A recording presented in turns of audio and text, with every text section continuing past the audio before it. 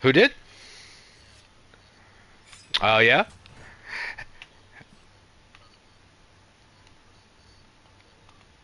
All right. I think.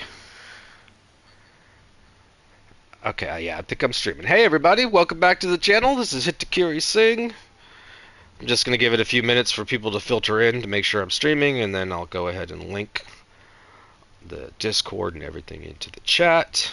I'm joined today by Duragon and Broken User. I'm trying not to use your real names, guys. Two of my in real life best friends, two of my two bestest friends, really. Gamer buddies, real life buddies, Tekken players, Monster Hunter players. This is the crew I first started playing Monster Hunter with, and if it wasn't for Franz introducing me to this game, and Franz and Duragon and Broken User introducing and playing this game with me, I don't know if I've ever would have gotten into this game, so I'm very grateful for you guys.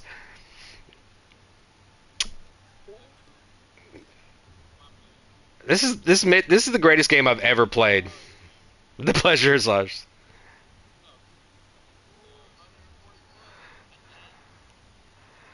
Get that damage.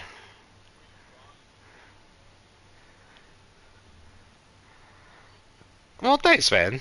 I appreciate that. What's going on, Soul? How you doing? Let's see. Who else? Soul's always around. I love you, Soul. Diego Vargas.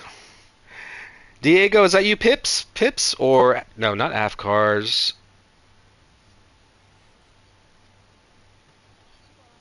Kaito?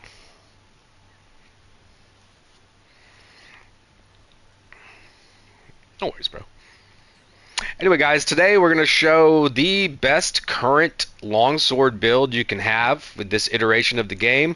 I say that because the game is a little bit buggy and things are probably going to be adjusted on 2 days from now, really.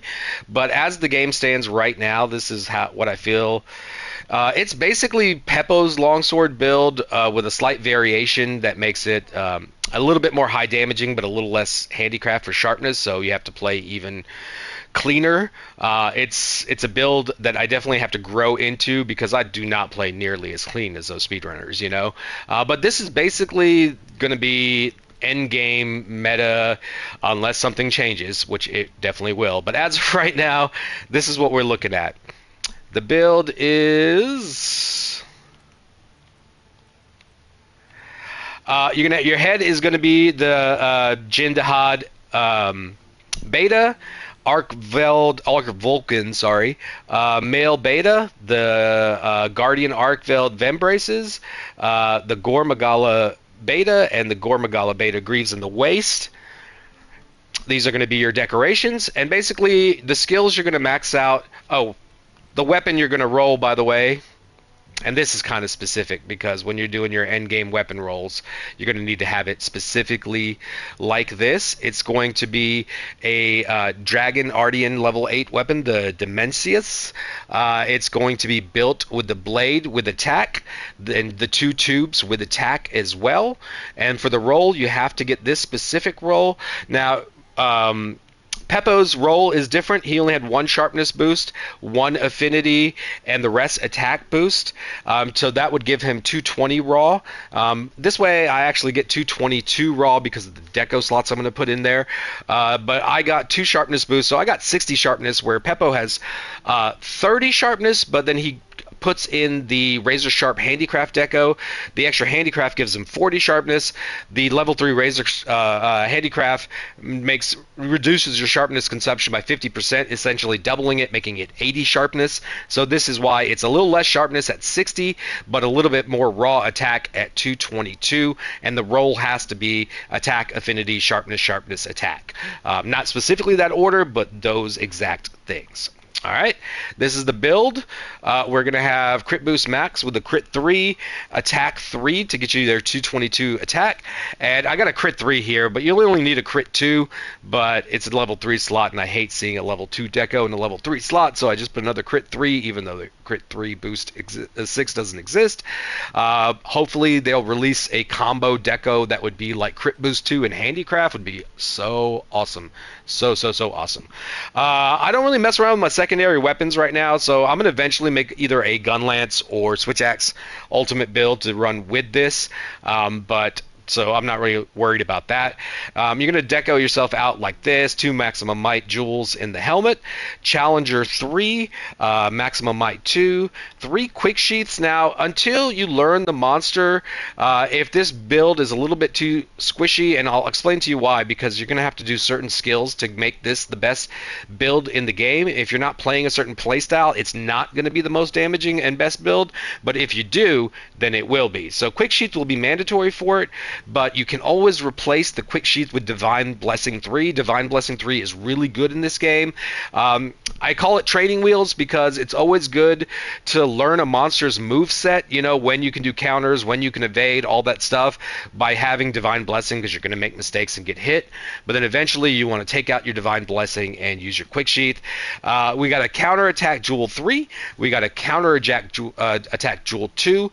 That's awesome because it's only a level 2 slot and it gives you a plus 10 attack boost. I'm going to describe all these skills in a second. We'll get to it. We got a Chain Deco 3, and we got 2 Sane Jewels for antivirus. Maybe one of the best and most broken skills in the game. Of course, for not broken, it's just really good.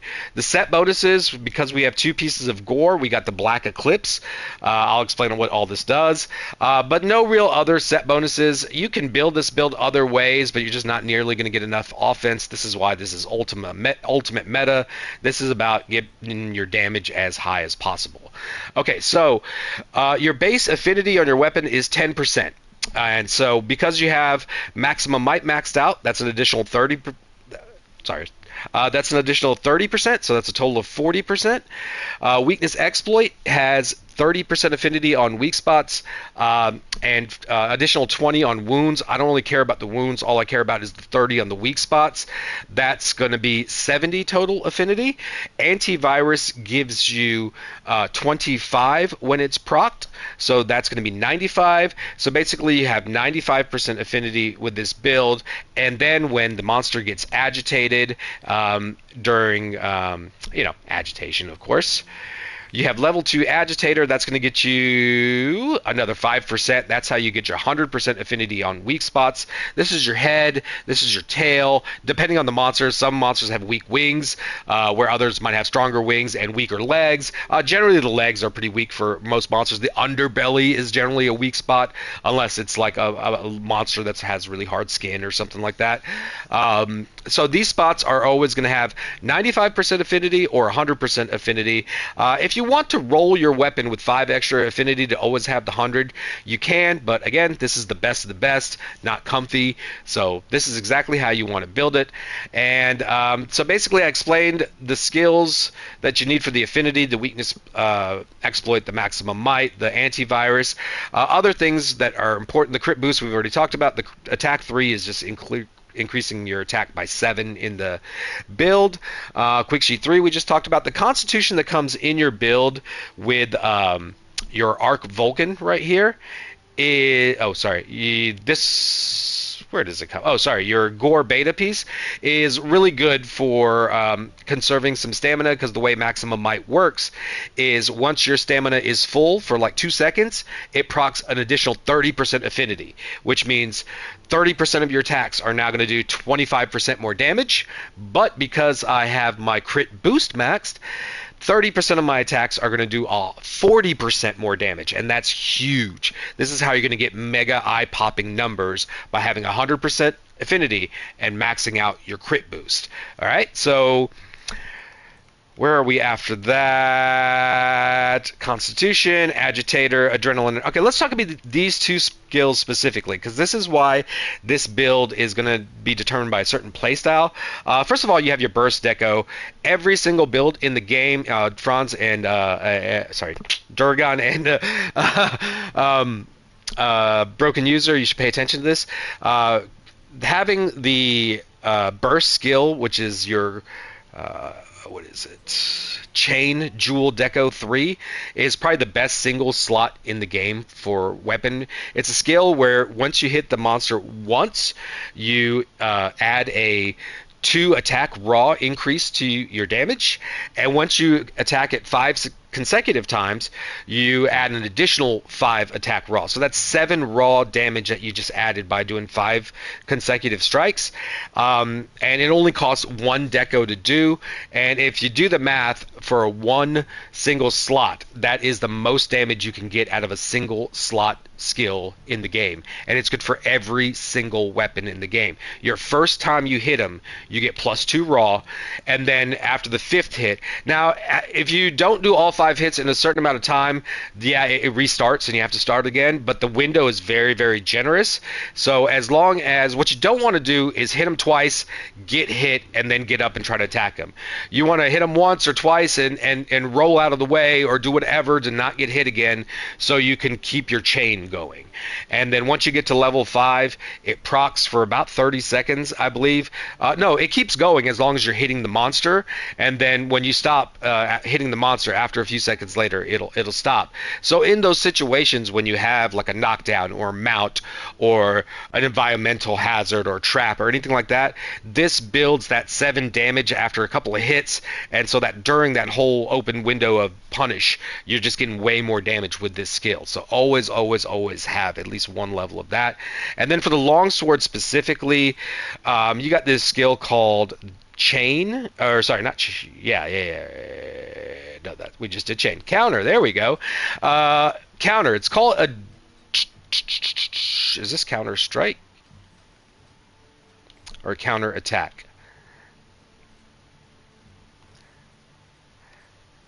Sorry about being so yappy, guys.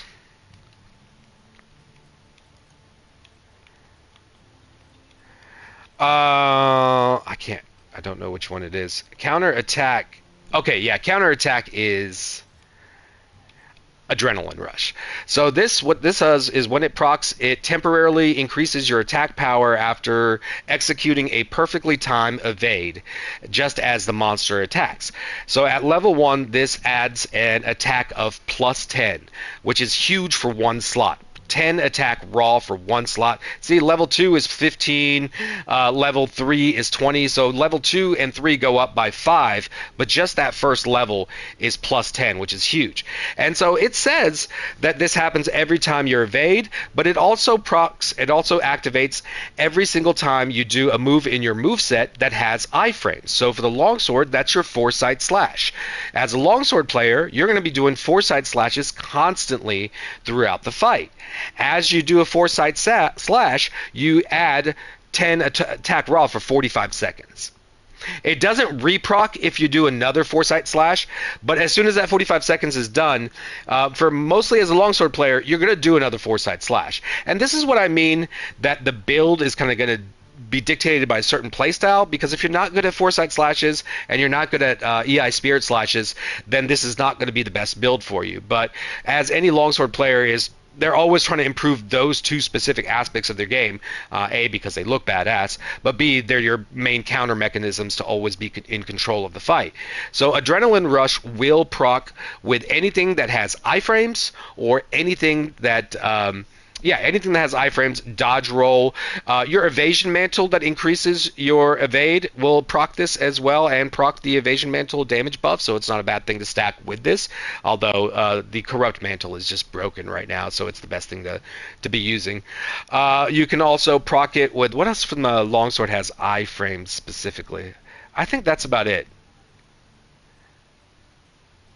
Yeah, I think that's about it. But for any other weapons that you might consider using this skill for, it's anything that specifically has iframes that you can go through and take 0 damage. Not hyper armor. The difference is that's what affects this skill right here, Counter Strike, which is the counter jewel. Same situation. At level 1 skill, it adds a +10 attack. And then every subsequent level is +5, but that level 1 is crazy good. And so the description of this skill is very deceptive. It does not explain how awesome this skill is. It says temporarily increases attack power after being knocked back. So what you're thinking is, okay, you know, when the monster runs into you and you flinch or get knocked down or get pinned or something like that, that's when this activates. Well, yes, it does, but those are not the only times it activates. It also activates in any offensive thing you do that instead of having iframes, has hyper armor. These are the attacks that even if the monster is doing an attack, you will go through and still complete your attack, but you will take some damage. But it will be reduced damage because it's a hyper armor, usually about 50% reduced damage. And you'll note this because when you do the move, you'll see your health bar shrink a certain amount and it'll kind of flash orangish to show that hyper armor was there. You can die with hyper armor if you have too low of health, but if you have a full health bar and you're using something with hyper armor, you will survive it, you know? So for the longsword, now this opens up a big can of worms on how this specific skill can proc, because it's not like Counter-Strike, which is foresight slash and rolls only, although the foresight slash you use constantly, so it's great, you know. But for Counter-Strike, it procs whenever you get knocked back, of course, like it describes, but anytime you use anything with hyper armor. So this is going to be most importantly your EI Spirit Slash. We're always lining up the EI Spirit Slash. We always want to do the EI Spirit Slash. In Monster Hunter Wilds, it's the most important move for the longsword, because now instead of using a gauge and then if it is a successful counter, it just doesn't use up the gauge. It now doesn't use a gauge, and on a successful counter gains a gauge. So it is your ultimate best way to gain meter, and now foresight slash is second. So that's one important time, but there's others too, because you have hyper armor on your EI slash too, your triangle out of your special sheath, so that will activate it. And sometimes you have hyper armor when you do a focus strike. Not always, but there's a certain time, especially if it's not too late, where you can start your focus strike while the enemy is attacking, and even though the attack is like an AoE attack and it should have hit you, you're going to go ahead and finish your focus strike and do it. Now that's a little conditional too, because sometimes you do a focus strike and the animation does not get interrupted and you take no damage, and that's not a situation where this would proc. But sometimes you do it and you do take damage, and that is a hyper armor, so this would proc. So either way, Counter-Strike procs with longsword in so many different ways, but your main way is your EI Spirit Slash. So you can almost look at it this way. This skill, every time I foresight slash, I get plus 10 for 45 seconds. This skill, every time I ISS, I get plus 10 for 45 seconds. Again, both of them, if you do another one immediately after, it's not going to double proc, but you can proc one with a foresight and then one with an ISS and have them stacked. And that's why this build is so incredible, because you can stack Adrenaline Rush, you can stack Counter Strike, you can stack Chain, you can stack Challenger, all together. And, you know, of course, your attack and your crit boost and your affinity on all that stuff. So, and the boost you get from your Gore Magala set. Oh, I didn't talk about this. Black Eclipse. What does Black Eclipse does? What this does is every time you approach a monster, you get inflicted with Frenzy. What's Frenzy? Frenzy immediately starts very slowly depleting your life. You'll start to see it. But as you continuously attack the monster, first of all, it gives you a damage boost for being in Frenzy. It gives you a raw attack boost increase, and it gives you an elemental. This was way more important at launch because elemental wasn't bugged, so it was wonderful. But right now elemental is kind of bugged, but I have a feeling elemental is going to be unbugged eventually, maybe as soon as the 10th. So the elemental aspect of the Black Eclipse might be helpful again. But the main thing is inflicts you with Frenzy, and you start attacking the monster to get rid of your Frenzy status.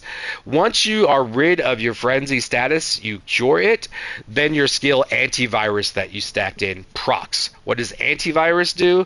Black Eclipse or Antivirus, I can't remember, also procs Coalescence 1. So what does Antivirus do? Once your Frenzy is cured, Antivirus gives you a plus 25% affinity boost, and that's now 25% more times you're going to do 40% damage. So this is the reason with all these skills and things put together, you're doing every single hit on a monster weak point, you know, head, tail, stuff like that. This is why, I mean, you have to play a certain play style. You have to clean up your game so you're controlling where you're striking the monster, and you have to be sharp with your EI slashes and your EI spirit slashes and your foresight slashes to really get the most benefit out of this specific build. I have two other builds that I'm making videos on that are going to be more fun and get through any fight, but this is the ultimate best one.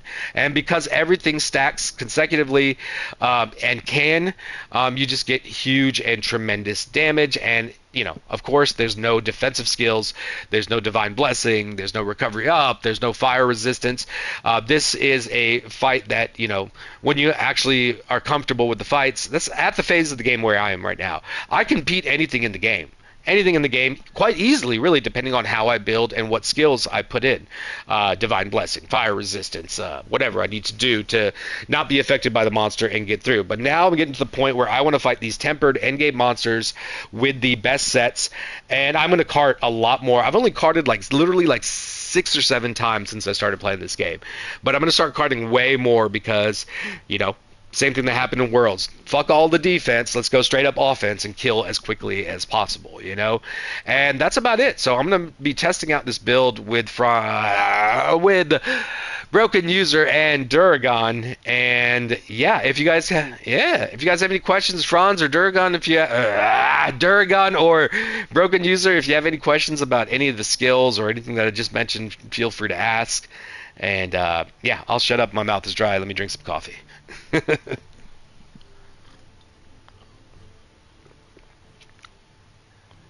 Nice, nice.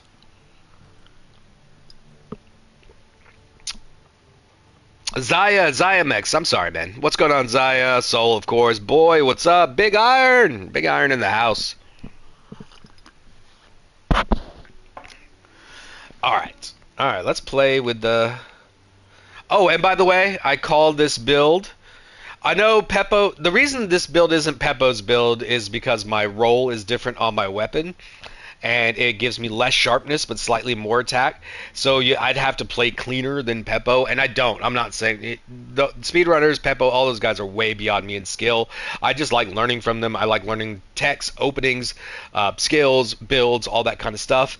But I call it the Hitten Mitsurugi Ryu. So you guys, if you know anything about Kenshin, Hitten Mitsurugi Ryu, Amakakekeru no Hidemeki. And that's how we do. That's how we do in this channel. And as many anime references as we can put in here, we do. Alright, are you guys in quest or about to start one, or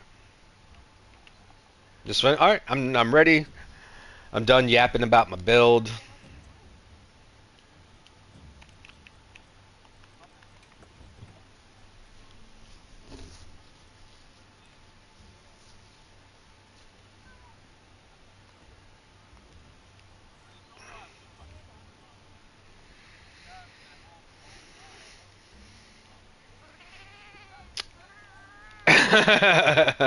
The keepers, yeah, they kind of are a little bit like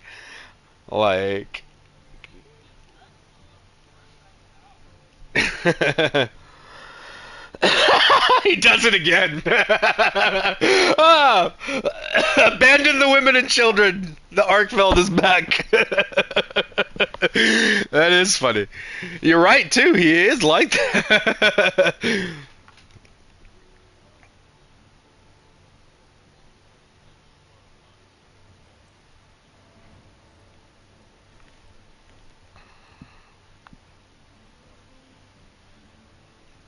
What's next on your assignments?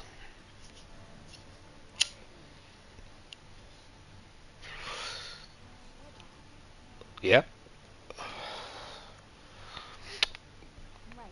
I wonder if I can join the link party now, or the mission.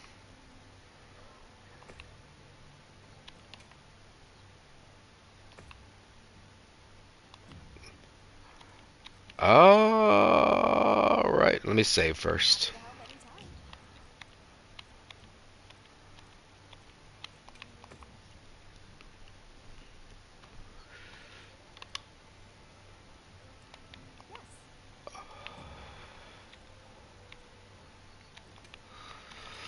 Hunt your friend, search.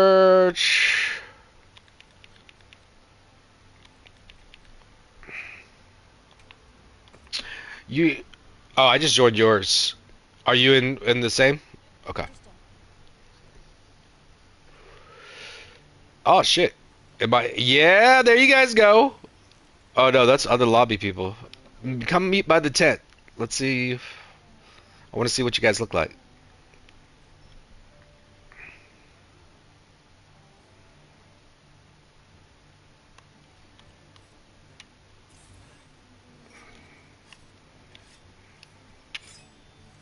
Is it posted?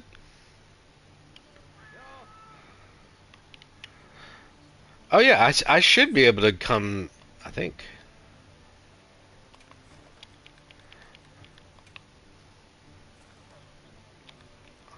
What's the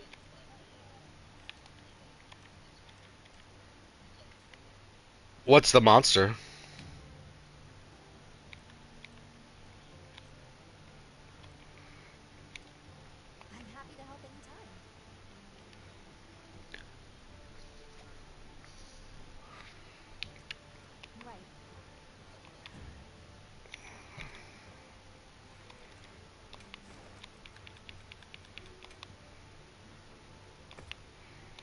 Yeah, I don't see it just yet.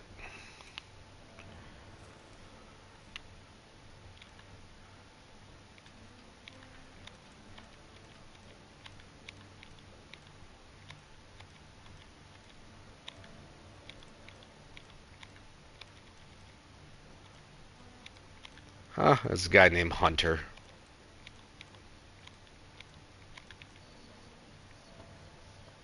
Circumcision. This guy's name is Chad Thundercock. What a dweeb.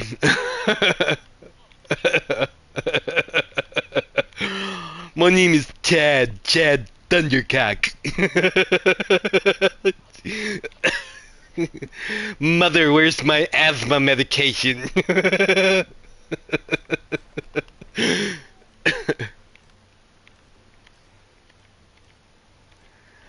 So I don't see anything posted though.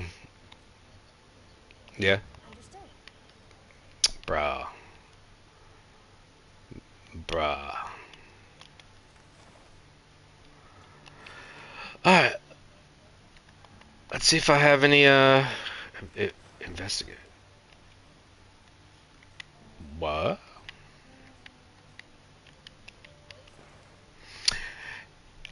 Yeah. Eventually, have you been doing your optionals? Yeah, there's optionals in each town that'll let you once you do the optional mission, that one specific person in that town will start collecting stuff for you like a grower, and it functions the same as it does in World. And then Nata will, wherever he is, will be able to pull up the menu for all of them simultaneously. So you don't have to go to each specific one in each visit because Nata is always outside of your camp every time you get up. And so he will serve as your farm basically. But you first have to unlock each single one by doing a quest, and then each single one picks something in that region. And so they go from 0 to 3 stars. So you could have like honey that has 3 stars, so you're collecting it, but then after you collect honey for a while, it goes down to 1 star, but something else goes up to 3 stars, so then you go ahead and select that instead. You'll get it. It's not that complicated, but yeah, it's in the game. You just have to do do all your optionals always. You'll get everything. There is armor charm and power charm in the game. You guys know about that, right?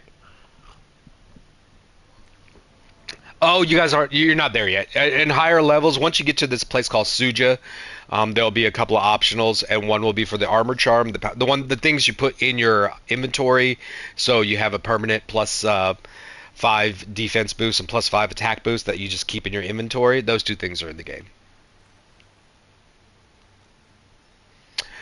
All right, post something. I want to kill. I want to kill something now. Now. Now.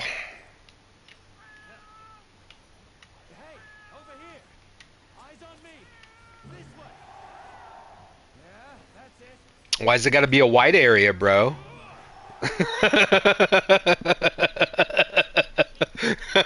The keeper. No worries, bro.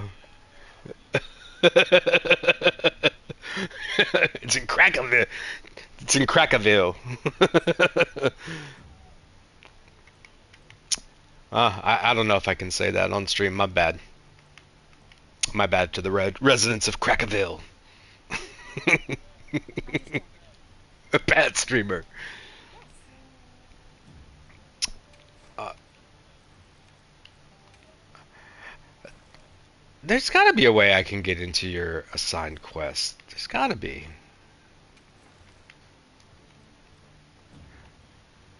I'll be waiting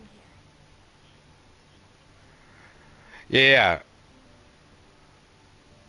Oh, you have to fire the flare. Is your flare setting still set to automatic? Or the auto bot people? Okay, okay.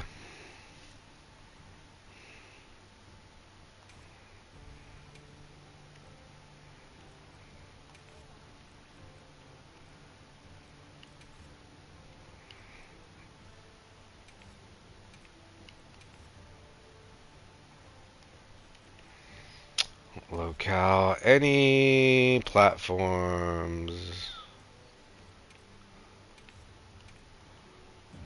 I'm happy to help anytime. Right. Alright, I'm jumping in somebody else's quest. I'm tired. No!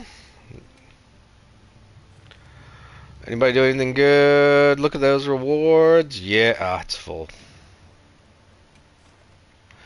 You know what you guys should do? I know what you should do. Let me send you the code for our squad session. Everybody's in there. It's only going to be people in our squad instead of a bunch of randoms. And yeah, that's what we should do. That's let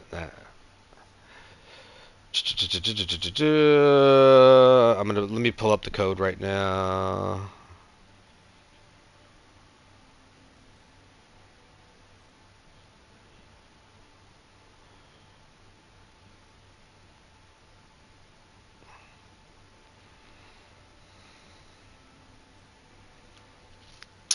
Oh, there it is.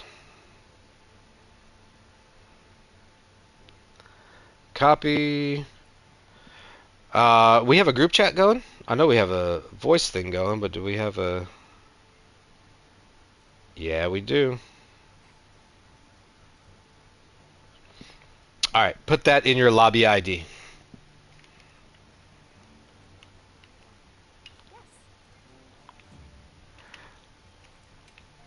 Go to lobby search and just do ID search.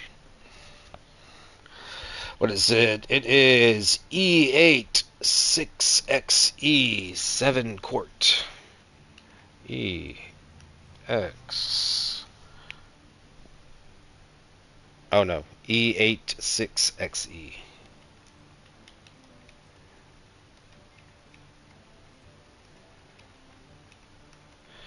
Making monsters?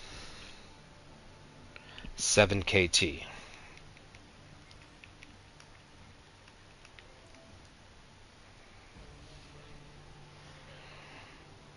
Understood.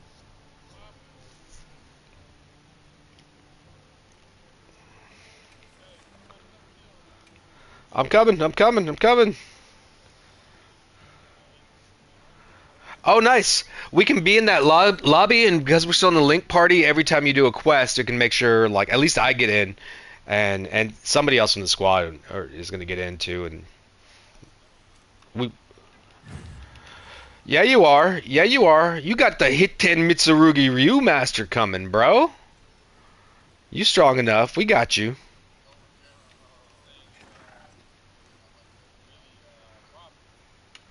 What are you fighting?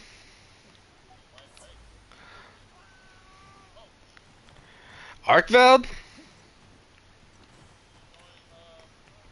Franz is coming. It's the ATL boys. We got this.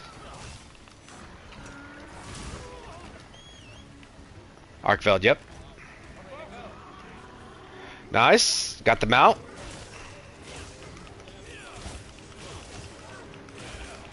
You can open up to 3 wounds. Tail, back, and head. So open up one, go to another spot, open up another one. Don't just pop the first one. R1 pops it once you've made it.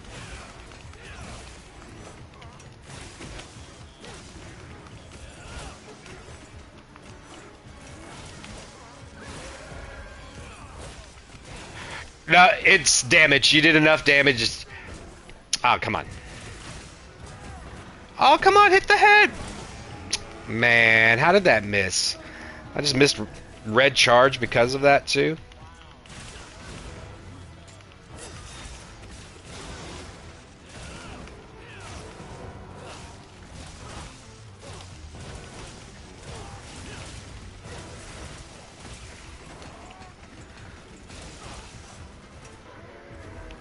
No.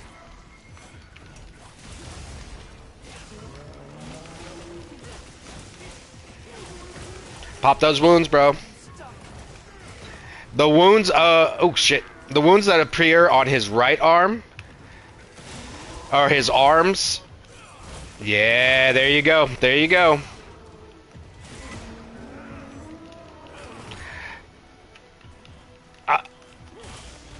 I'm gonna try not to get in here and just like destroy everything. I'm gonna point out like the wounds that you see on his right arm towards the wing, that will cause a knockdown. So kind of save those for when he's standing, not when he's on the ground. I'm going for that one right now. Here it is.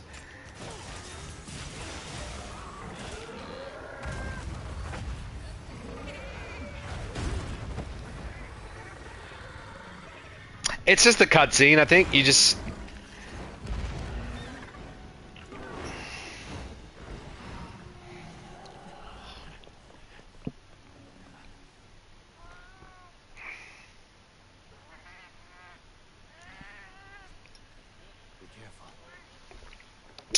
The only thing I don't like about the feel of this game is I feel like when you get knocked down, it takes forever for you to get back up. Like World, you could stay laying down, of course, but if you wanted to spam and get up really quickly, you could do that. And I feel like there's a few extra frames for you to get back up. I'll be quiet so you can watch this.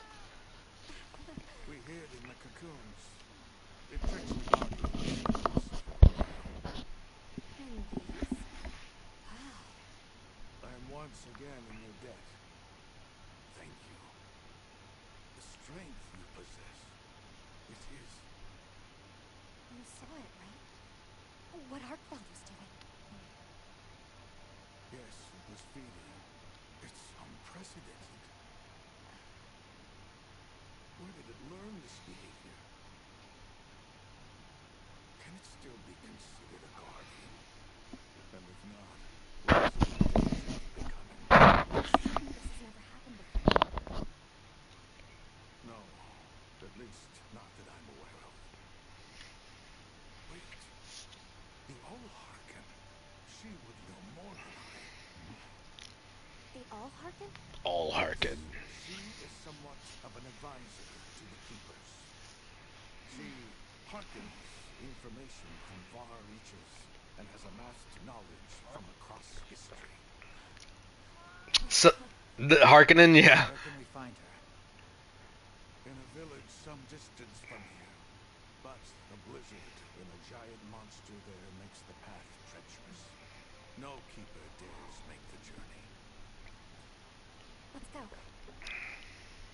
We've come this Let's go. Don't be foolish. You do not know what awaits you. We are hunters. They can do it. I know they can. How do you like my Kenshin, by the way? Even so, I'm going with them. Oh yeah, you can't see it. Knows what Arkfeld is becoming. I need to know. Hey everybody, thanks for watching. Say hello.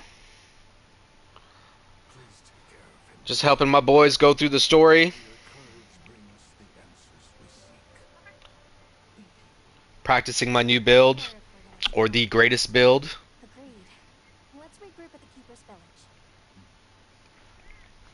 Village.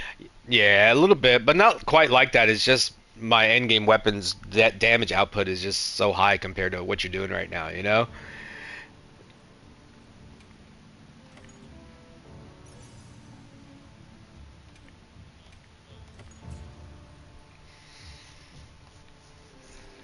That's why I wasn't so eager to jump into your guys' quest earlier, like the earlier this week, because I was like, I'm just gonna go there and tear everything up. Like they won't even have like the monster will do.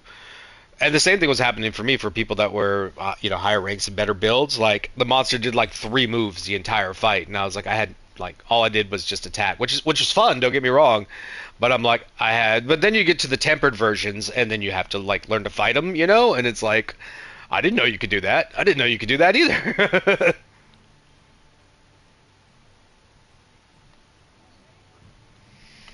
Do you know where to get your limited bounties for your nice rewards and stuff? Conut, I think.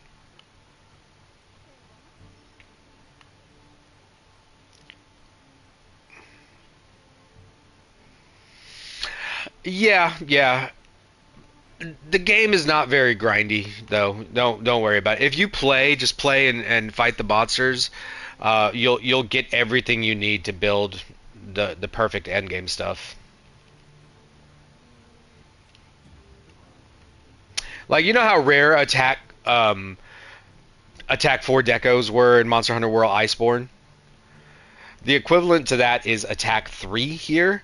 And I got mine after like 2 days. I wasn't even grinding for it, but I was like for 2 days grinding for decorations just to see what I got.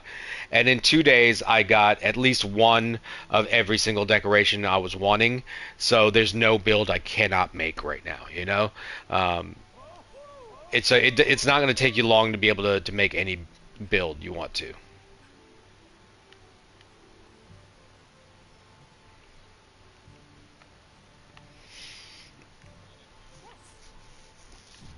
Did you check to see if you have optionals? Well, I mean, they don't just appear under optionals. You have to look at your map to see if there's yellow circles, and the yellow circles are the optionals, where the red ones are the story missions. I'm happy to help any desk. You know what? You might have another cutscene too, so let's see what other people are doing. Zoe, 123. Nice. I'm jumping in on this. It's going to be over in like 5 seconds, and I'm going to get all the rewards. Yay.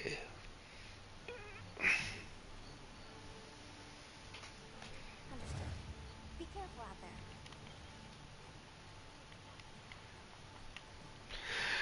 there. Jindahad, I think.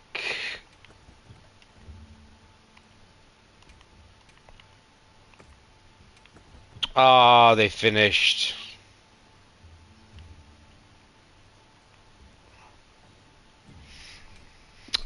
I wouldn't worry about farming any specific monster like that right now.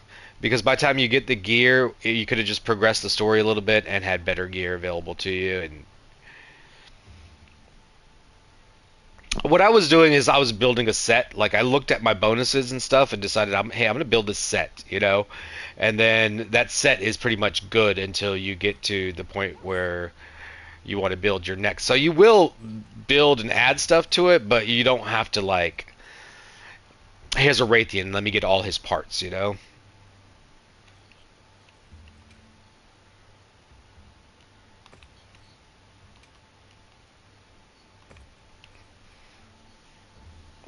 No, you'll get it. You'll get it all. Because you're going to fight every monster. I like how they did this. Like, at the end of the game, there's a tempered version of everything you fought before. So everything other than, like, the Chotacabra or something like that becomes, like, worth fighting again? No, World, I felt like, Happy to help any desk. there was, like, 5 to 10 monsters you fought at the end of the game because they were the only one, or ice. Yeah, sorry, ice. Understood.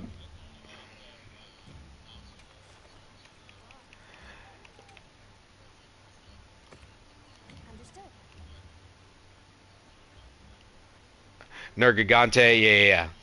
Right. Yeah, there's like maybe like 10 fights that are worth doing at the end of the game, and you just cycle through them. I'll post something. Let's do a nice material decoration farm.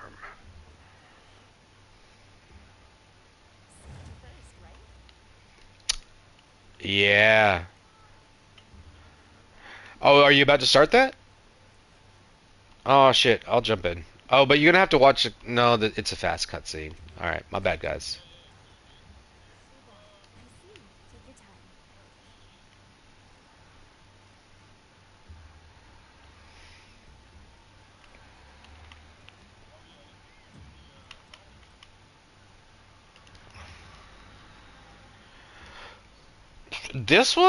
This one, I think is just a story. I'm not even sure. I didn't even check to see if there's.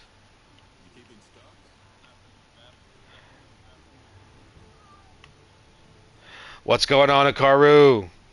I'm in you guys' lobby. I'm just helping some friends out through the story. Broken User and Duragon, my two in real life besties. Akaru is the bow user that I did my first Manji Helmbreaker with. I'll never forget you, Akaru. Yeah, he's really good on bow. Bro, we got some of like the best players in the world in our squad. We got this one guy named the Real Jackal, and if you look on the Iceborne, you know those quests you can do. Yeah, the rankings that have the world record times. Him and his buddy Kareem are like 1 and 2 in almost every single one. Um, 1, 2, 3 has like the second best ever PlayStation time on the AT Velk. But then we also have like a bunch of people that are just newer to the game and experiencing Monster Hunter for the first time with World and or maybe even this. So it's like a whole mix and everyone in between too. It's really awesome, man. Really awesome.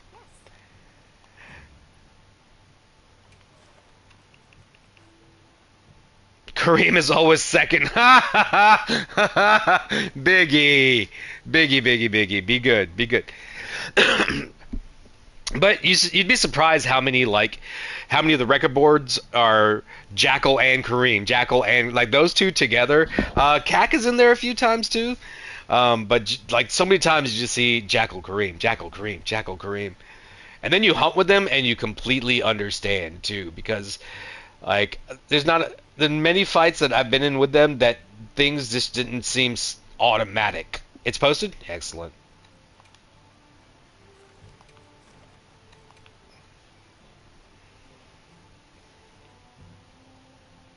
Not forgetting anything? I'm in. Oh, what you should do is turn off your. Oh well, just don't send a flare. Somebody else will probably jump in from.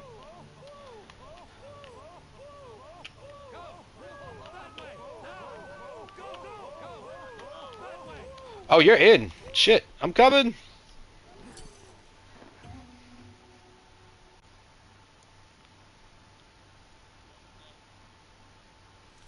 There we go.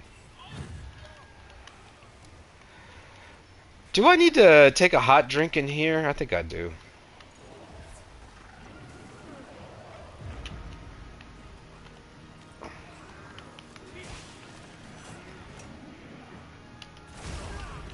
Why was I doing a spirit slash? Alright, it's time to actually learn the game, people. Not have my build carry me. Let's learn monster fights.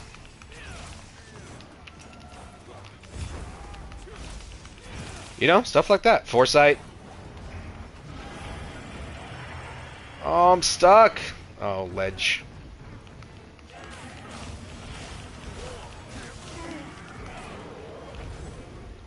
No, miss input led to the wrong move. Did you already get the mount, bro?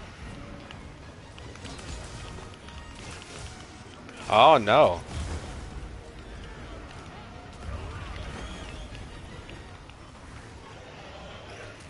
It's working. You're doing great.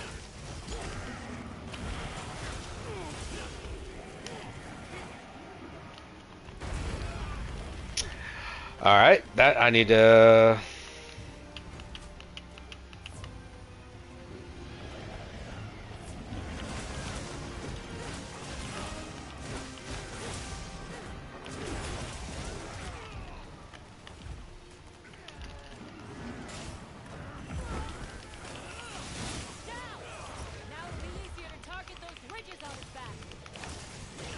Oh, target these ones on the back down here.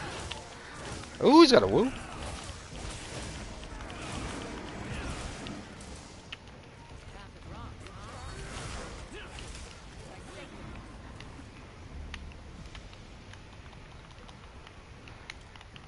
Is he climbing away or going on one of these?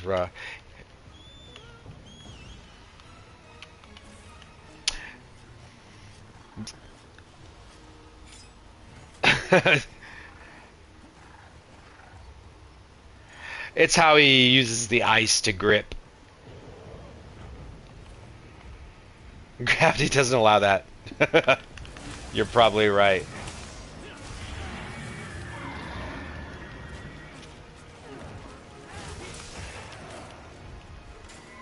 Oh.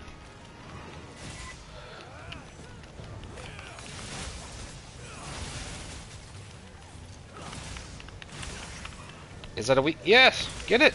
Thank you.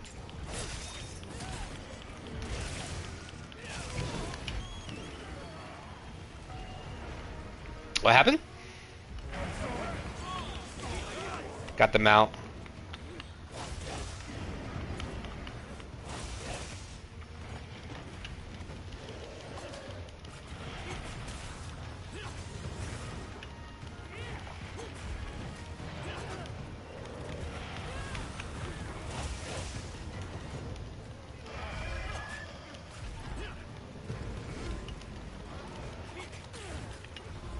Oh, no. Don't move.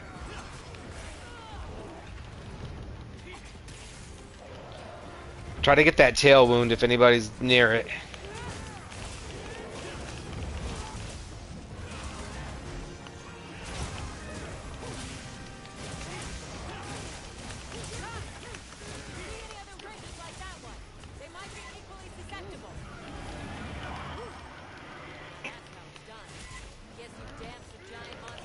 Yes, there are. He's going to climb up these things, and we'll be able to bring him down.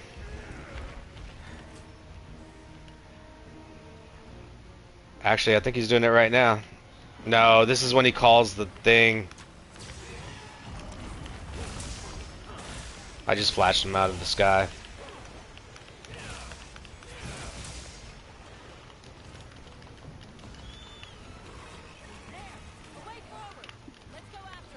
Come on, go, go, go, go, go, go. Take my mantle off so I don't kill myself. Oh, put on your ghillie mantles now, guys. Let's do a sneak attack. Just jump down there, but don't attack, don't do nothing, just hang out by the tail.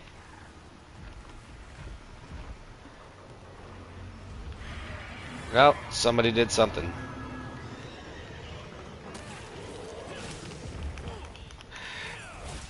It was Olivia!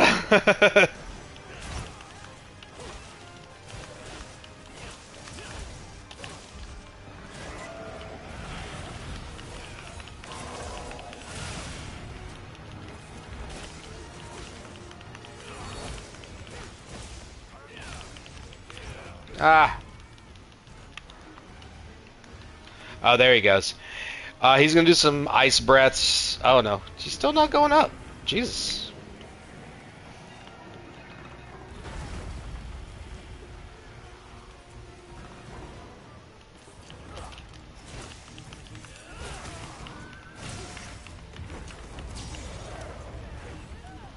Flash. Just to stun him for a second so I could go after this wound. Certain wounds that you break on a monster will cause topples automatically. Generally it's one of their legs, but it can be other stuff too.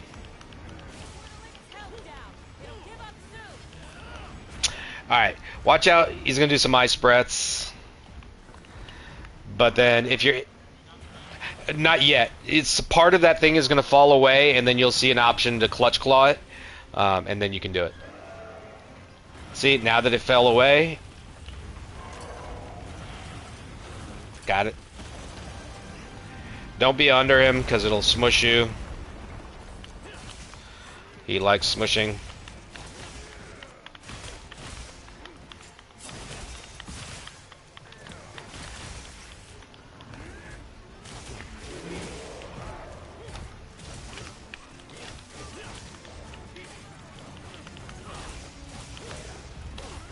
Oh no, my sharpness. I didn't even sharpen between phases. Bad me. Yeah, man. Oh, you gotta find cover. You gotta find something to hide behind. I don't see it. Where is it? Where is it? There it is. Yeah. Oh no, he got me. It's all right. I lived.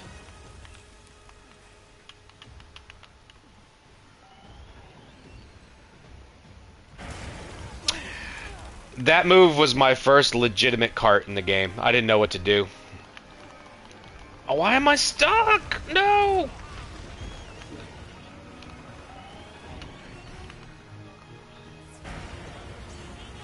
He gonna get you!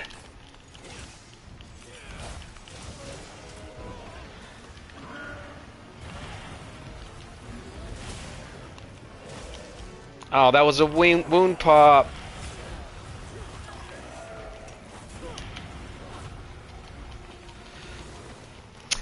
I find it hard to gauge how far I am or my weapon is from striking the monster sometimes. Like, sometimes I'm just way too far away and I swing and I'm just... Yeah. It's... Nice.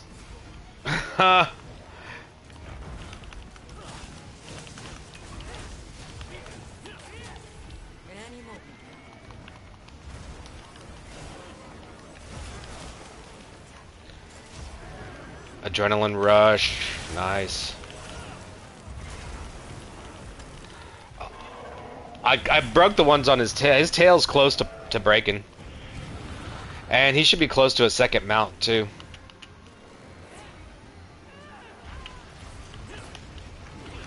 Oh, he's leaving. Nice. No, he's not leaving.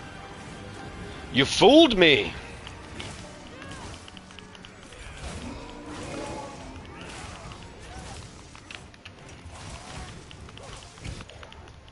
Nice. Nice! Yeah, dude. Boom. You and in between those, I think you can do offsets with those too. The ones that fire off 3 times. I'm not quite sure. I've just heard people talking about it, but you can do like pop 1, do an offset attack, or pop 2 and do an offset, something like that. Like, it's a really powerful sequence, bro. Plus, do you have attack boost large? We need attack boost. No, it's a song on your horn. It's a song on your horn. Like, certain songs will have the attack boost large horn on them, or melody on them.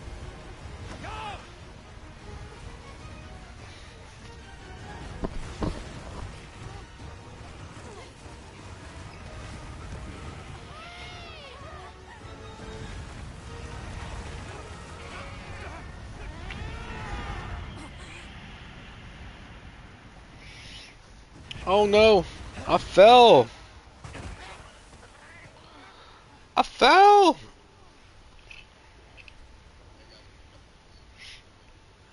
No worries. I might go smoke a cigarette after this as well.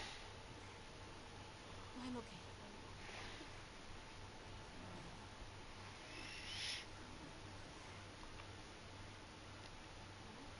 The blizzard.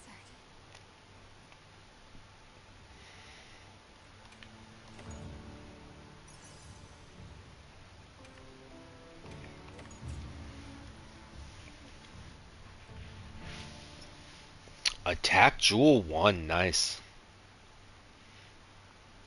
Breathtaking Jewel. Nice, my login bonus. Also, dude, the vouchers now, they do like a shit ton for rewards. There's some things that you can get that will give you like 10, 12, 13 rare decorations you can get in one quest, and then you use the voucher and now you got like 20, 22. Like, it increases significantly the rewards you get. I think it just straight up doubles, really. I think it just straight up doubles.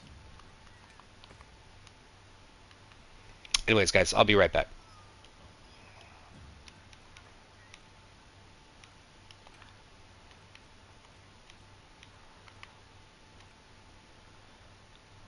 Let's do the away screen thing.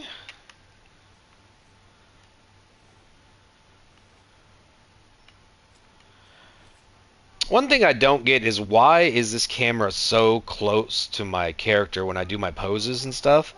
Like I cannot see the bottom half. I know I'm kneeling on the ground, but why does it get so far zoomed in like that? That's kind of weird. All right, be right back, guys.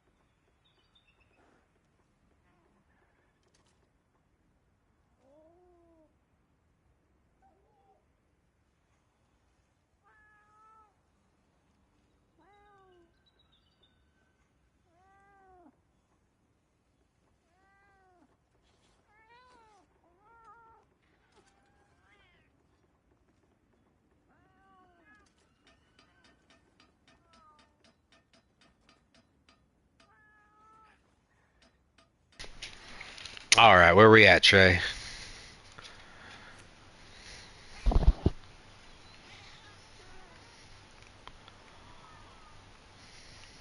Did he post?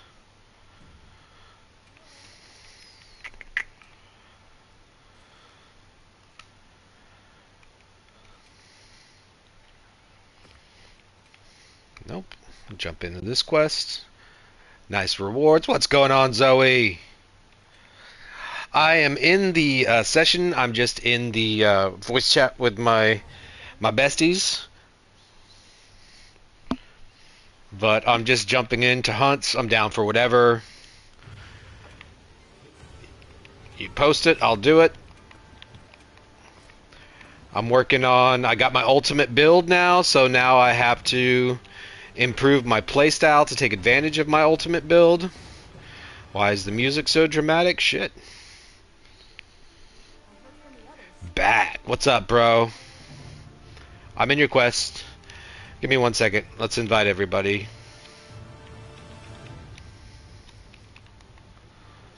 Hold on. Communications.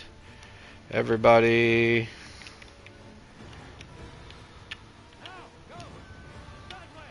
Yeah, Zoe's in.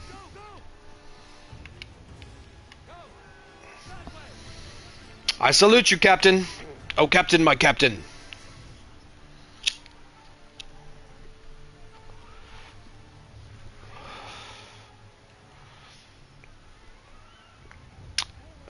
Hey, Zoe, do me a favor. Whenever, not after the stream, whenever, if you could send me your most awesomest gun lance build. No, no, no. I should get it from Biggie. Biggie's my gun lancer. Have you fucked around with the switch axe yet? Yay, Biggie joined. Yay. Boy, this is gonna be a good. Boy, who are you? I mean, I know who you are. Don't get me wrong, but what was your other name, either on PlayStation or in Discord?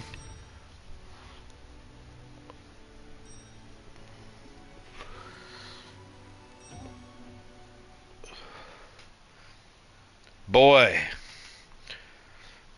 that's my boy. Boy's my boy. But on the voice channel, I got my boys, you know, with a Z. That is a higher stratosphere of boydom.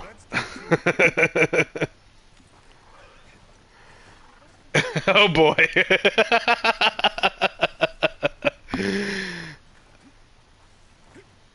Jacob DeClean. I got you. Jacob, now remember, we had some issues before, so if you clean up the issues, I'm cool to have second chances, no worries. But we chill, we respect, and we hunt. Be careful, guys. He's in this corner.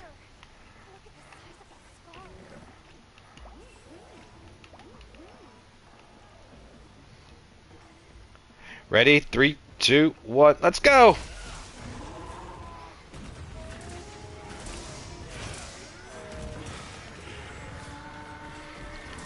Were you GMC? I might be thinking of the wrong person then. My bad. If you were GMC. Oh, how did that not foresight?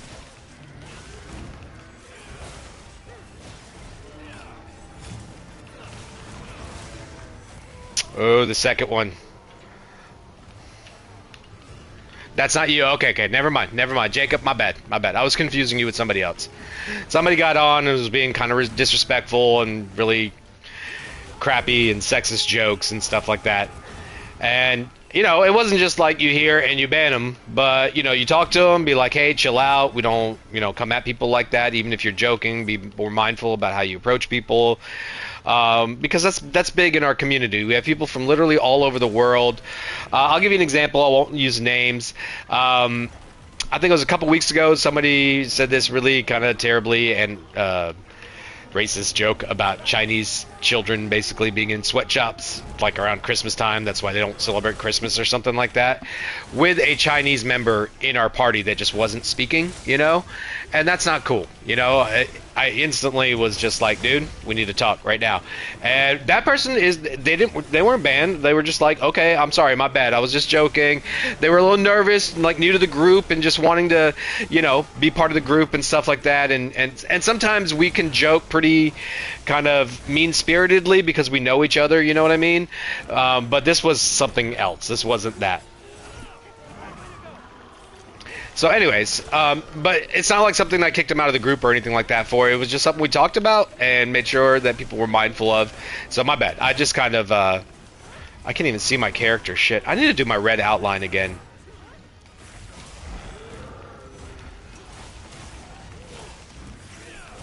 I wasn't even paying attention. Is he mounted? Ooh.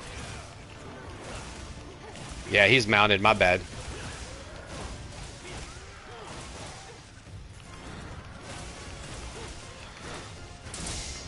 Oops, messed up my combo. Tail? Tail?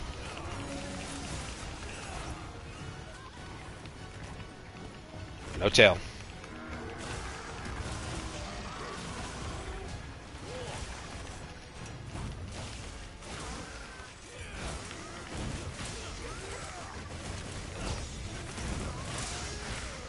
Oh, head wound. Oh, did I pop that? My bad, guys.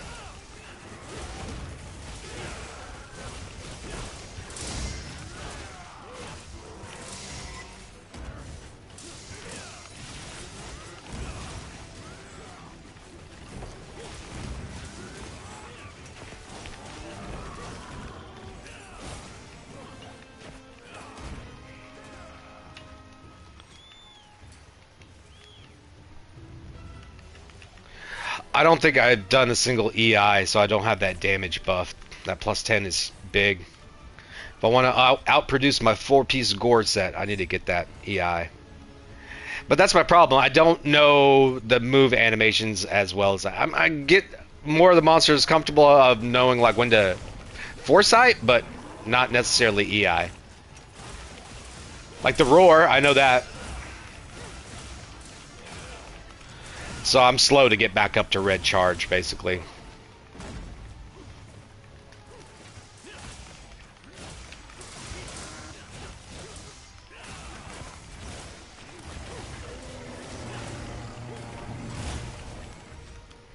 Like foresight, I'm down.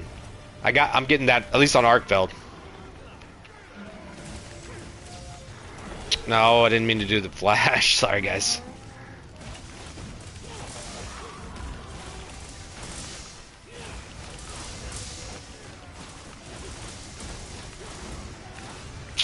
Messed up my combo.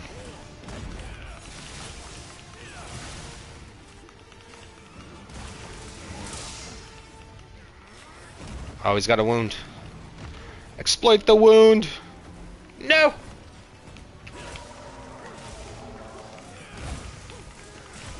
Got it. Oh, the wound's still there.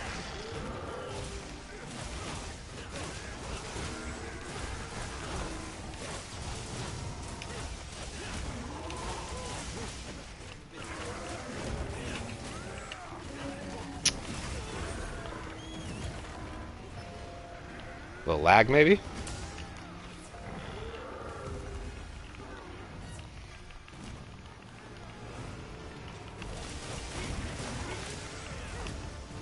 Oh, this is gonna hurt Arkveld.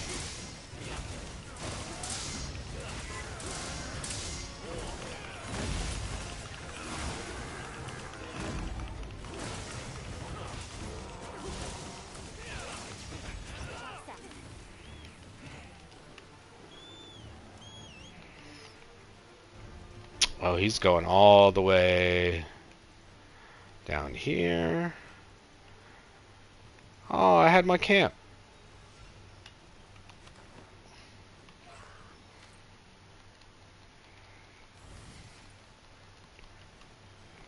Better take off this mantle before it kills me.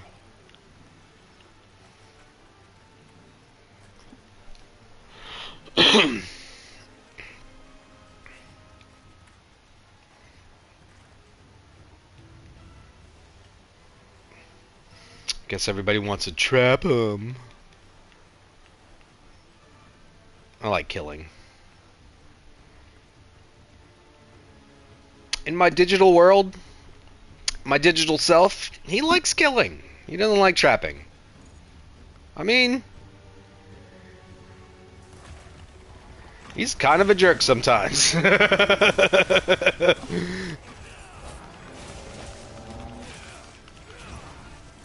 How did that miss?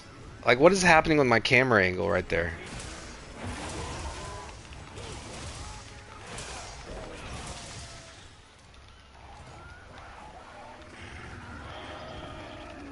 Nice.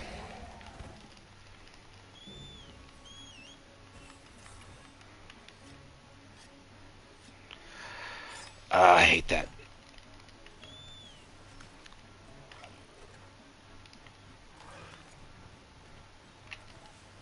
No, go to the Balahara.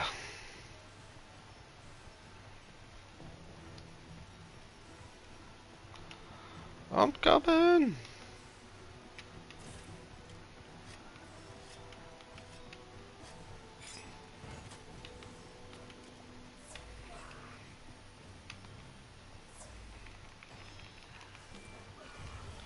Oh, no sneak attack.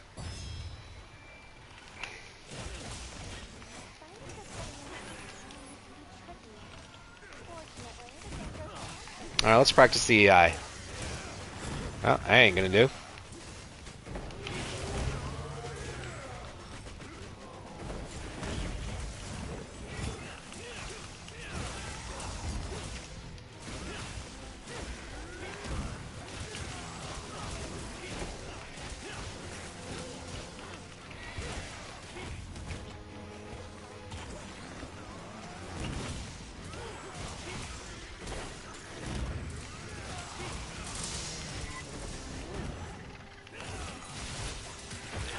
Booyakasha, bitches.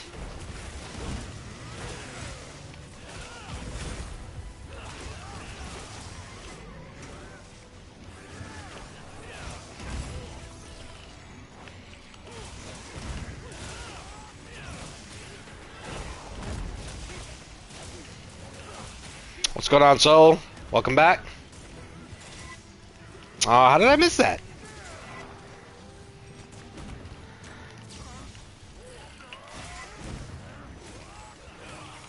Oh, you bastard. He moved right. Alright. Give me my charge back.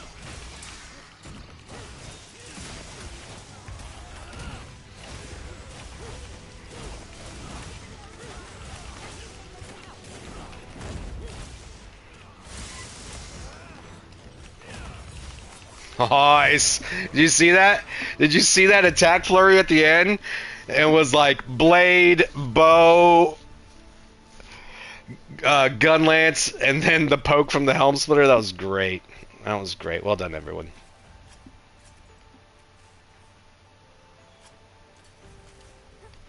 This build is beautiful. It's just, for me to get the maximum damage out of it, I need to land more foresights and EIs for it to out. You know, the other build I was showing you with the 4-piece score? Like, right now, with my skill set and my knowledge of the fights, that's my better damaging set. But this one will be once I learn the monster fights better. I know it will. Significantly, too. Oh, significantly is like 2%, but when you really want to min-max, yeah, that's... Oh, my bad.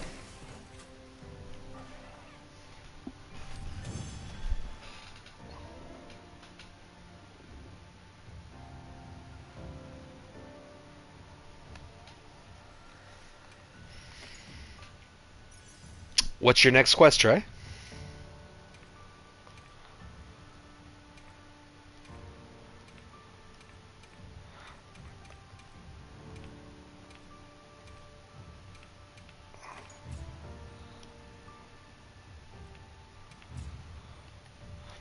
I got you.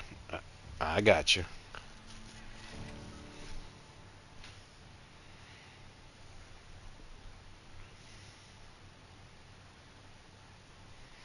Hey, everybody. Say hello. Thanks for tuning in.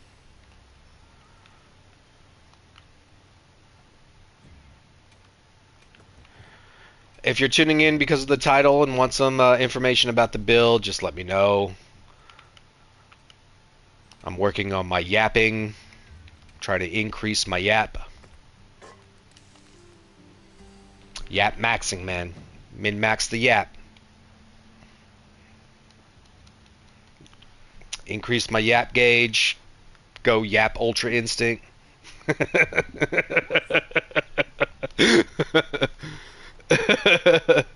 Dun dun dun dun dun dun dun dun. What would Yap Ultra Instant even be? Speaking in faster than the speed of sound or light or something. When I speak, pure energy is formed. I'll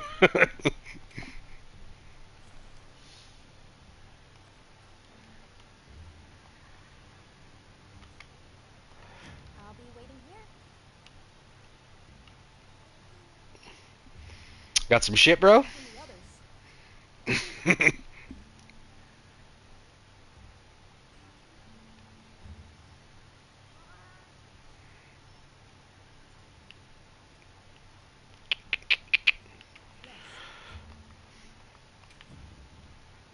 Got anything good for me? Festival shares. Collect my mats. Unny.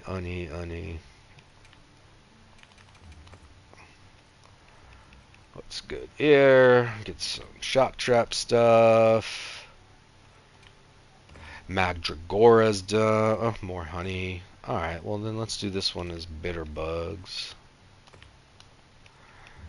And my mite seeds are still level 2. Alright, I'll take it. Goodbye.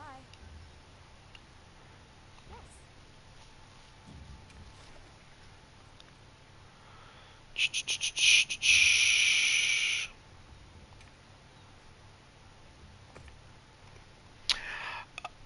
Did Durgon have to go? I'm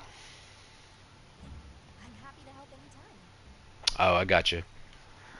I might do the same here, but I think my next break is just going to be a little bit longer one, and I might scarf down. My wife made burritos last night, so I'm just. Oh yeah, yeah.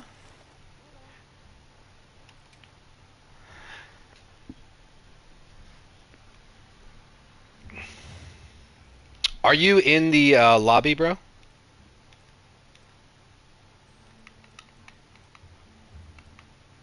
Did you enter the code and all that stuff? No, okay, no worries.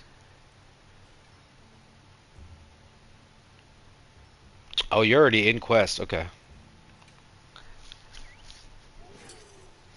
When you go talk to Alma, do a lobby search. One of them option will be like insert lobby ID, and do the lobby ID I sent you on the PlayStation, and then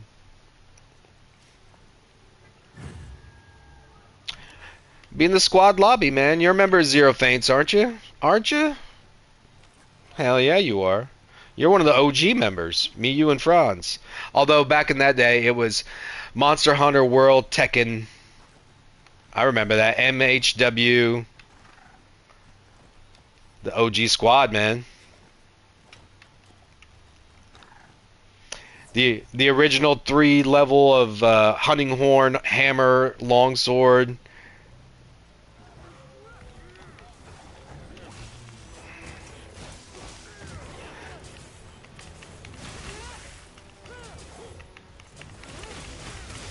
Oh yeah.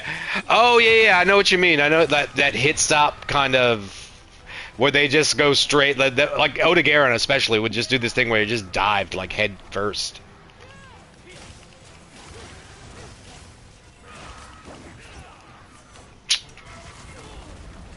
All right, let's learn this. My whole point is not to use R2. Woo.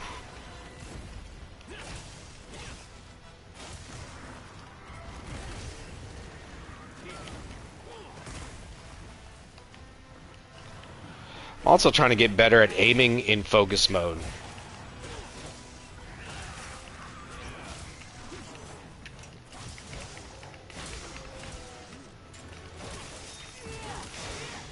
Gotcha. Damage. Oh, he's got the wound on his head. Don't break it. Oh, no. Oh, that was me. My bad. Don't do the thing I'm just saying to do. Oh, I did it. Oh, he's got one on his tail. Beautiful. There we go. There we go.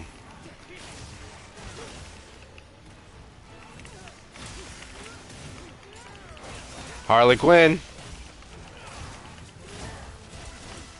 Oh, Harley Quinn. Nice. I saw that, bro. I saw that. That was beautiful.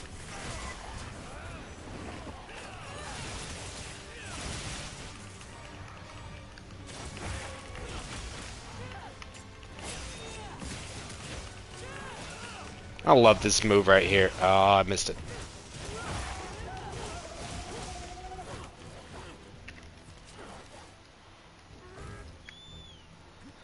You go bye-bye. Oh, there should be somewhere around here. There's some might seeds if you ever. This stage has a lot of them. No.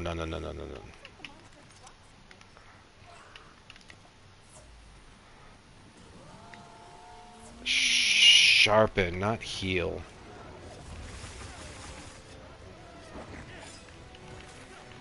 Mantle. OP mantle.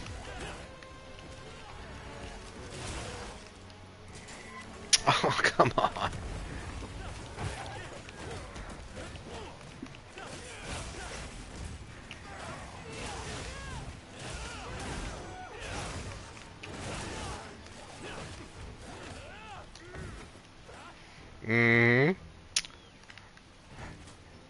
There should be a tail somewhere here. Yeah, there it goes. Yep, right over here. Oh, I'll use my call out. Hey, over here. Eyes on me. That's my call out. This is you can customize your messages. Check this one out.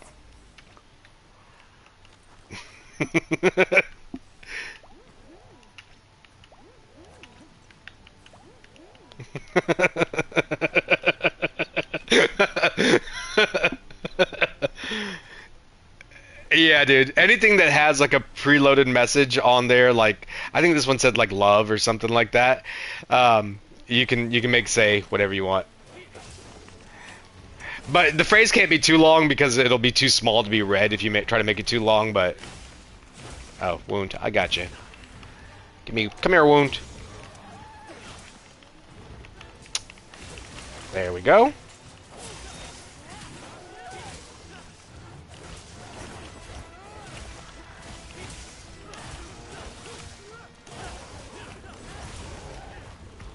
Was that you or was that my foresight? I think it was you. That looked like an offset.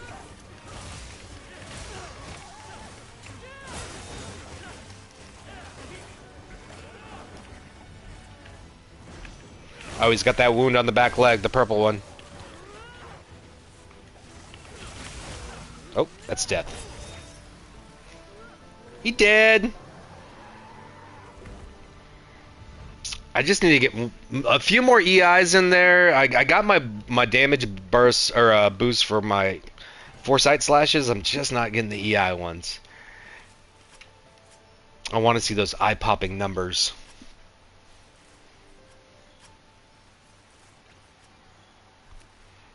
I can hear Nims in my head right now. Bro, just sit in special sheath and wait. Just do it. Stop pressing buttons. Just do it. Get in special sheath. Wait for it. And I'm like, no! Buttons!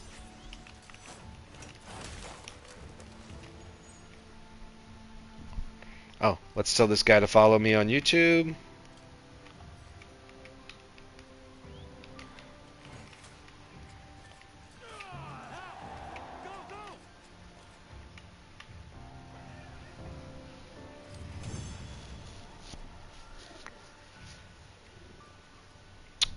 What's up, Franz? I mean, Durgon. Damn it.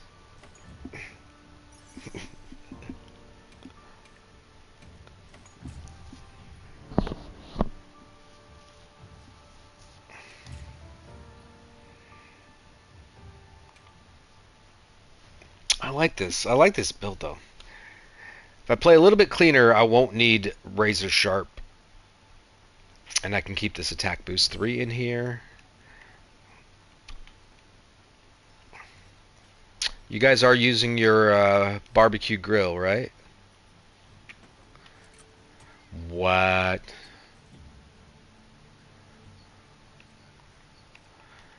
Oh, grill meat. Oh, I don't have any on me.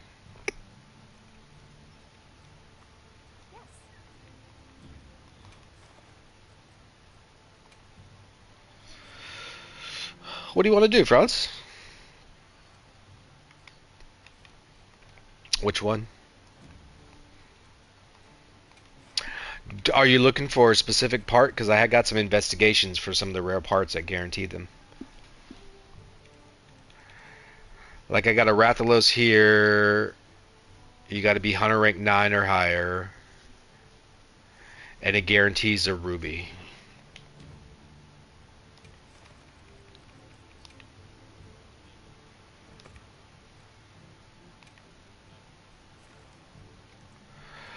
Are you in the lobby, bro? I don't see the post. Oh, gotcha.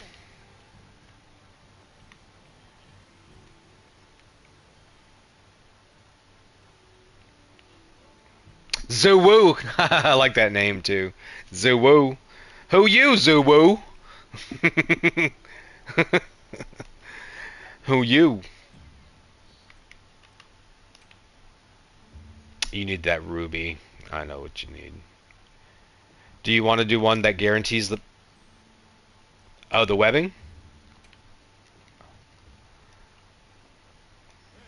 over here. Eyes on me. This way. Yeah, that's it.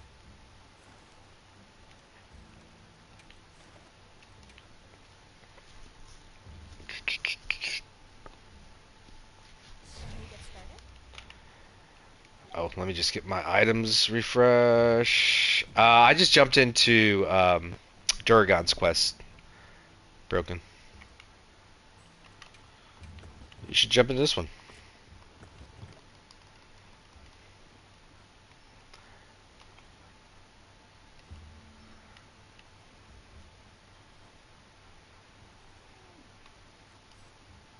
Hey, over here. Eyes on me. This way. Yeah, that's it. Hey, over here. Eyes on me. This way. Yeah, that's it. Over here. Eyes on me. This way. Subscribe. Yeah, that's it. Oh, you're already on the quest? Damn, dude. Oh, warning or nothing? I'm gone.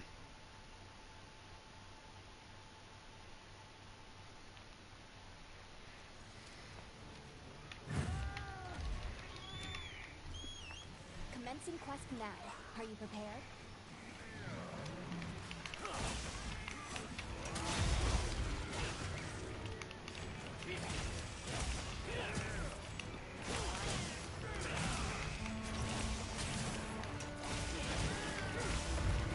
Oof.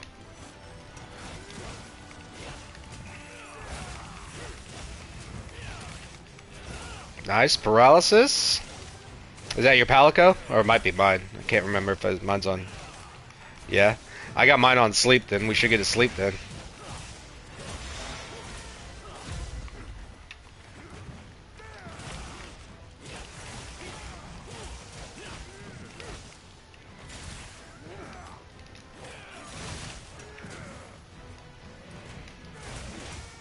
Come on. I was trying to do the EI.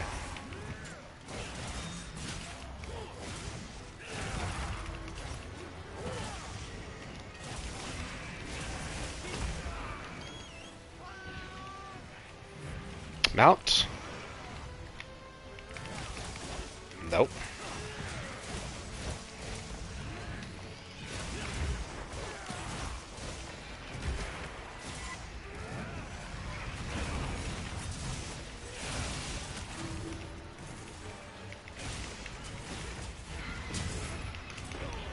Ooh. Was that your offset? Nice. Yeah. Yeah. Plus, you're a slugging weapon too, so you get like the chance to cause the stun knockouts. It's nice, man. It's nice. Hunting Horn is so dope in this game. It's so dope in this game. Yeah.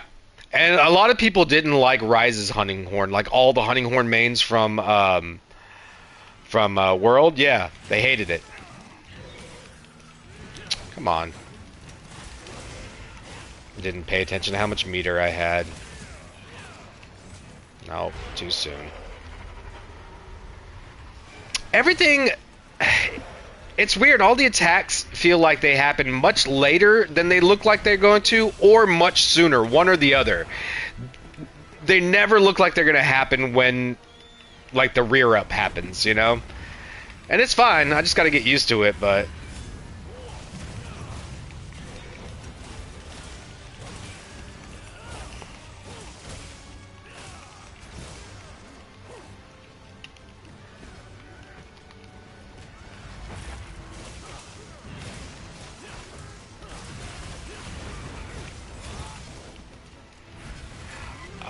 Missed the poke. A poka poka poka. Huh.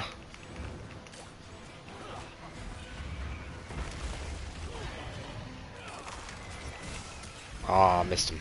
No!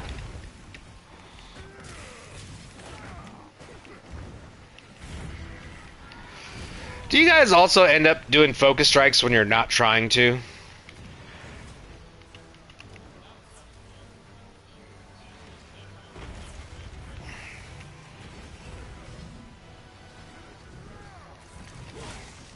Yeah, I see.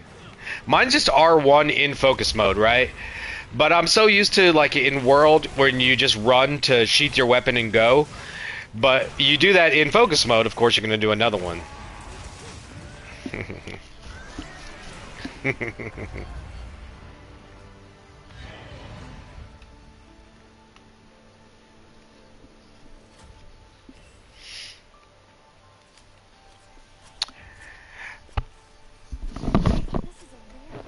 Never go waste. Yeah. Offset attacks might be the greatest thing addition to Monster Hunter ever. Really, they're so awesome. They're so fun to do. They're just great. They're great.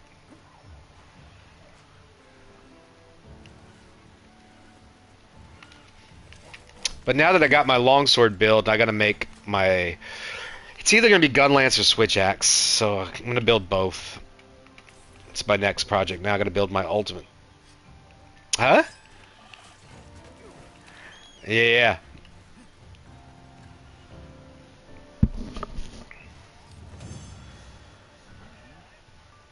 You got the part? Nice.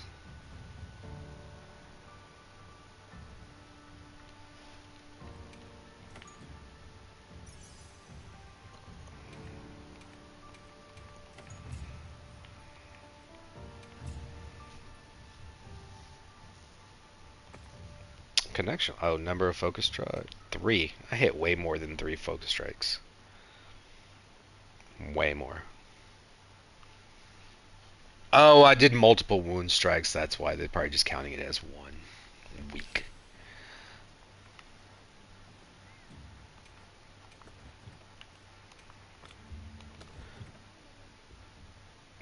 You want to see the build? Yeah, sure. Ritnam Tamu official. Nice to meet you. Are you new to the channel?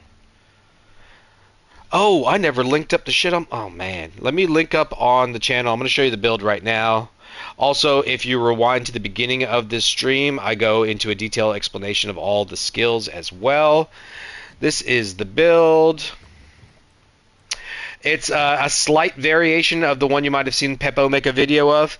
He basically, for his weapon, he built it where he has 1 sharpness, and the sharpness that I have is replaced by an attack. So he has 30 base sharpness, plus he sports right here in this slot, instead of an attack 3, a razor sharp. I'll show it to you. I have the deco. Oh, I can't show it to you there. Come here, Gemma.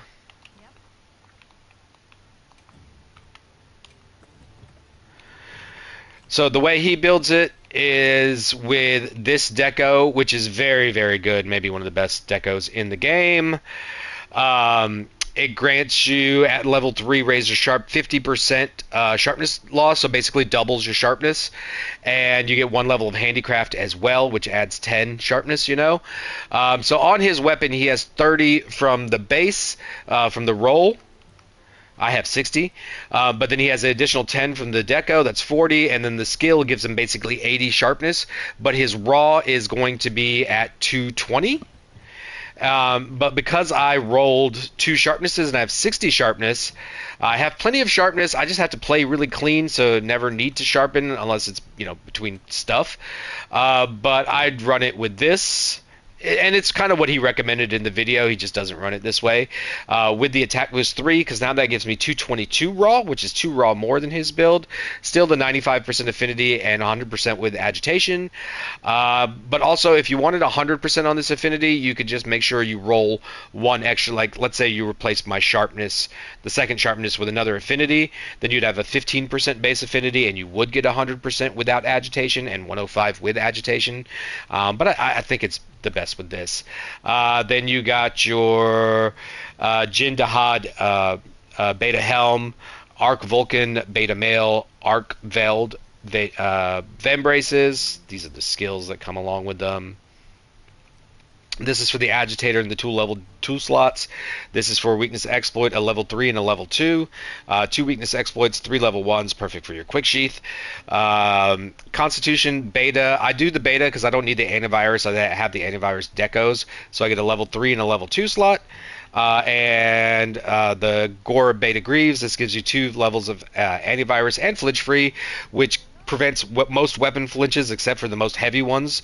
Not the ones that you'll need Shockwave for, but you don't necessarily have to run Shockwave with at least one level of flinch free. The Decos, I get my 2 levels of antivirus. My chain for burst 1. Burst 1 is the most important skill in the game. And I did do similar builds where I did less agitator and more burst, but the 2 levels of agitator, 1 level of burst is the best, most ideal. Counter gives you not yet, only 2 nodes. But with this build, you get it maxed out with the weakness exploit that's already built into the build. You got 2 levels on your arms, 1 level on your chest, and then the 2 from the deco. Yeah. I'm going to make a video of this build. I'm going to make a video of 2 other builds I'm making. This is a very specific build. If you want this to perform the absolute best, you have to be very good with your EI slashes and your spirit or foresight slashes because of these 2 skills. Counter gives you a plus 10 a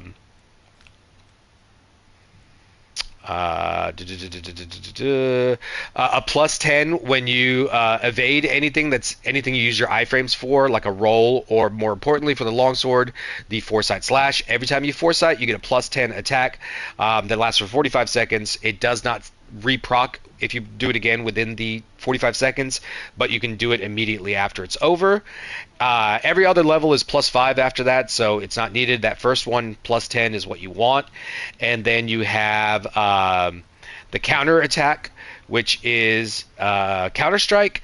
Temporarily increases attack power for being knocked back after being knocked back. So this is anytime you get knocked down, knocked back, you get the boost. But most importantly, it procs when you proc hyper armor.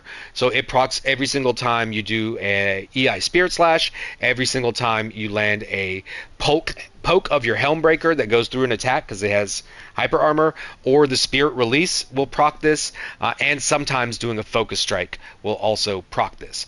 So if you're good at your ISS and you're good at your foresight slash, this is going to be your optimal damage. And until then, there are a couple of other builds that I'm working on as well. They'll give you just as comparable damage to this, just slightly less, without having to do ISS or Foresight Slash. And then I'm building another one that's kind of a invulnerable build, basically, where you're always healing when you need to and you just won't die, so you can basically fight any end game thing monster with ease to farm and gather all your materials and all that stuff. But yeah, that's the build, man. Oh, I need to eat. I mistimed when I started this stream, but it'll only take me like 10-15 minutes.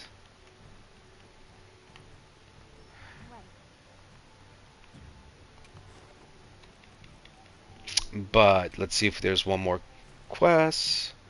Join?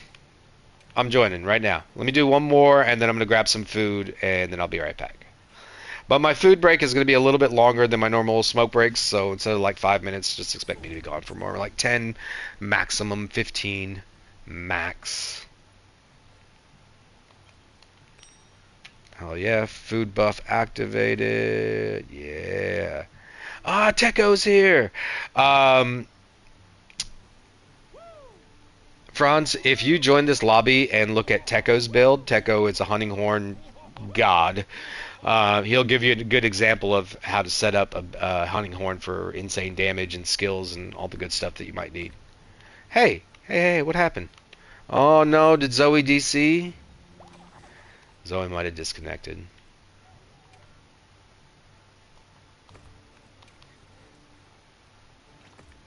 I think that's what happened.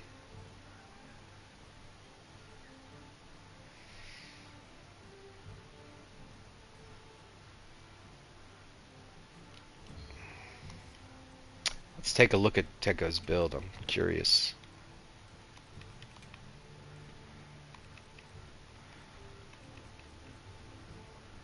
Reposting? Cool. Thank you, man. Why won't it let me view Teko's equipment? That's weird.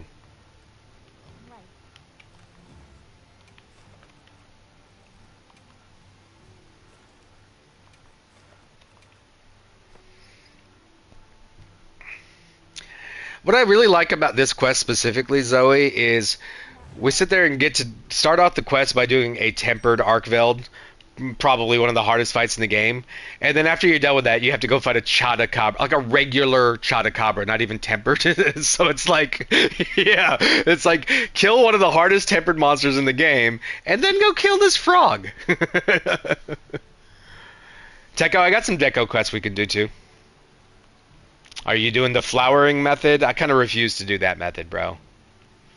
I know what it is. I know how good it can be, but this game is not that grindy. If you just play it, honestly, I feel like you can get anything that you're looking to get. Oh, thank you, baby. Give me 1 second, guys.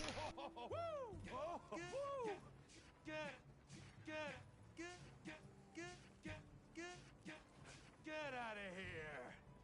Get up! Get up!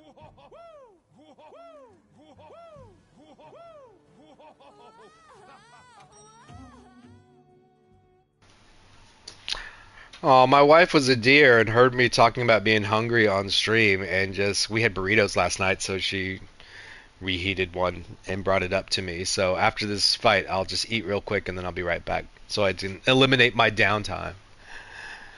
Oh, lovers. Best decision I ever made, bro. Oh, and congratulations to Duragon. He's getting married in September. I will be there. So will Trey. Oh, the Chotacabra is the first one. The Chotacabra is going to be there at your wedding? Maybe. I'll show him my longsword skills. Are we going to sneak attack this thing? We're really going to sneak attack. No, Maddox.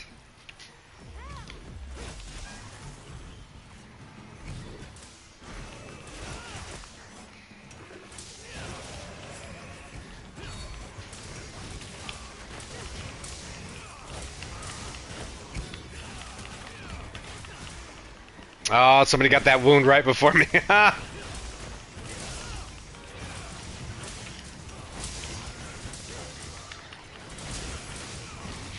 Not that time.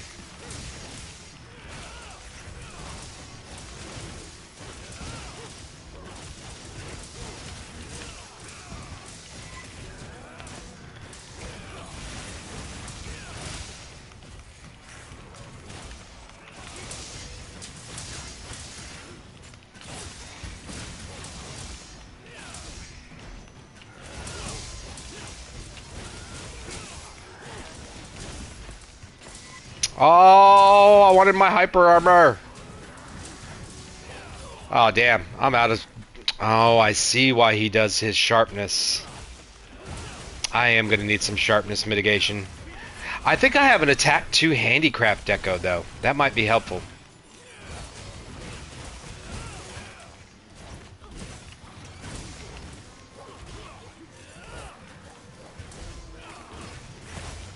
I just like that move right there, guys.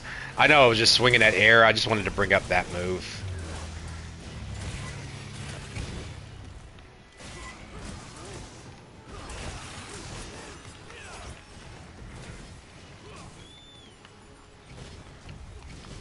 He's dead, right? Yeah, he's dead.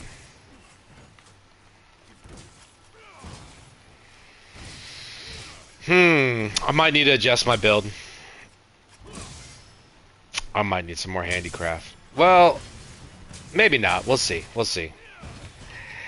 I'm still not getting my red charge as quickly. I'm eating too much handicraft by not. But this is Chotacabra. Like, when do you foresight slash a Chotacabra? He doesn't get the chance to attack you. You can't counter a monster when it's on the ground reeling with its belly up in the air, you know?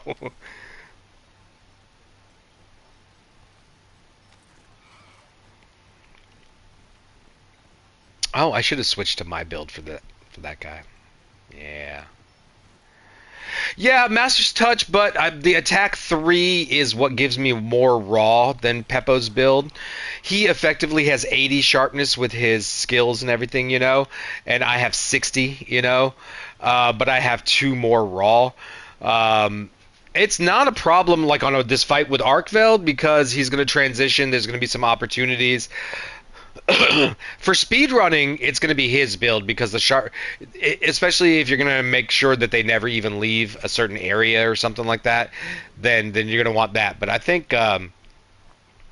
for damage number pops, which is what I like, you know, I don't necessarily care if it's the most DPS. I like getting those big juicy numbers, you know.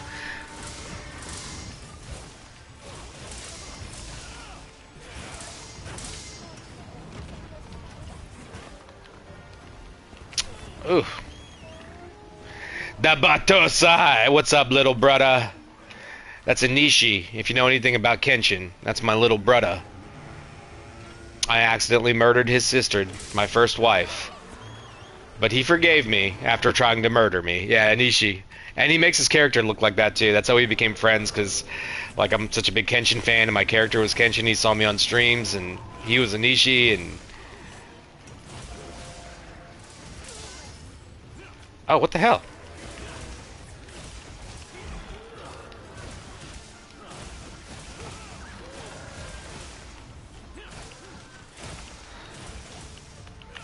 I like this move. I know it's not optimal. I just like doing it.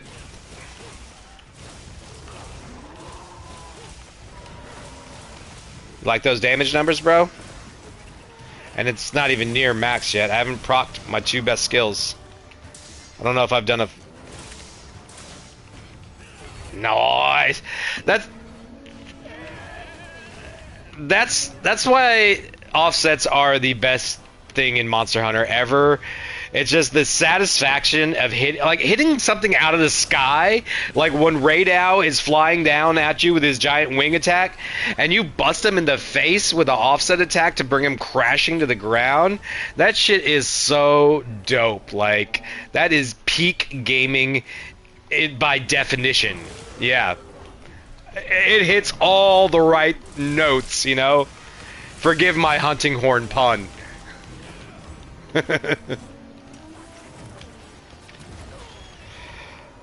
Alright, pay attention to the fight me. Stop talking about hunting horn. You're not playing the hunting horn. You're playing the boring longsword. No, I'm just kidding.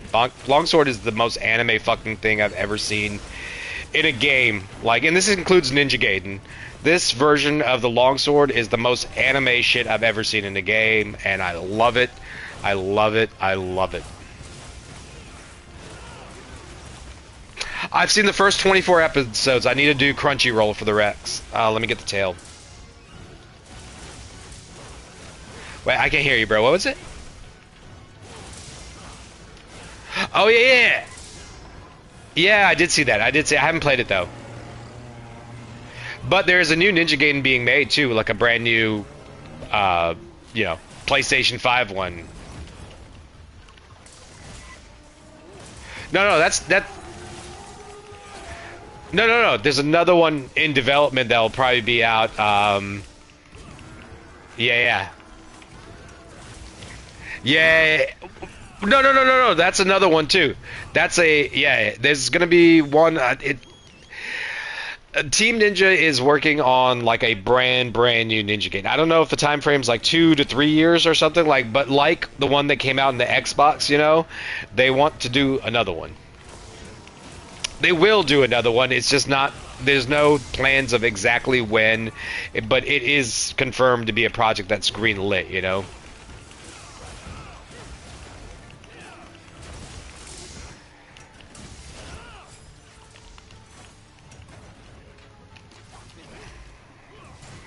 Ah, oh, missed him.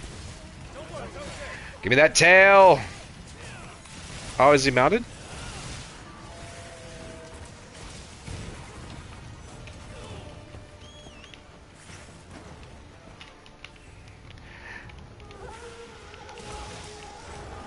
Oh no, I fucked up. Is that you, Hito? Yeah, it was me, Zoe. That was me.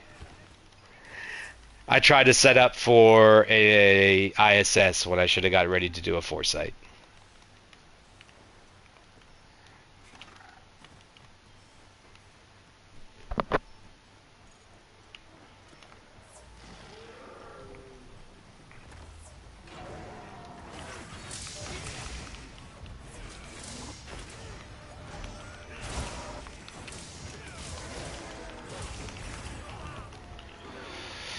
I still have trouble. Yeah, like army tentacle things. No triple heatos? No. At most, the most I've ever done is one cart in one fight. But I think up until earlier here, I think I've had a total of maybe like 6 or 7 carts since I started playing this game.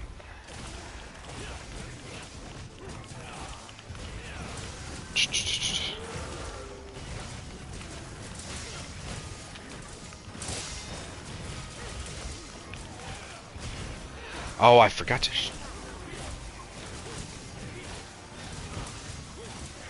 Nice, guys. That was complete obliteration. Wonderful. The end game is not going to be challenging for us. We are Monster Hunter World Iceborne, not even veterans. I mean, I shudder to say pros, even though some of us are and can be, but we've just been playing together so long that we are a squad. We are a well-oiled machine. It's going to be the DLC before the challenge really comes for us. Or maybe some arc-tempered stuff. I think the arc-tempered stuff that they're going to release in Season 1 will be.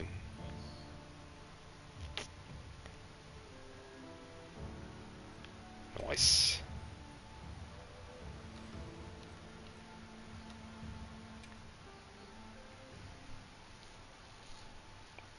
Nice. Zuwu? Who you? Zuwu. That's who. AT Gore. Yeah, that's what we need is an AT Gore medal.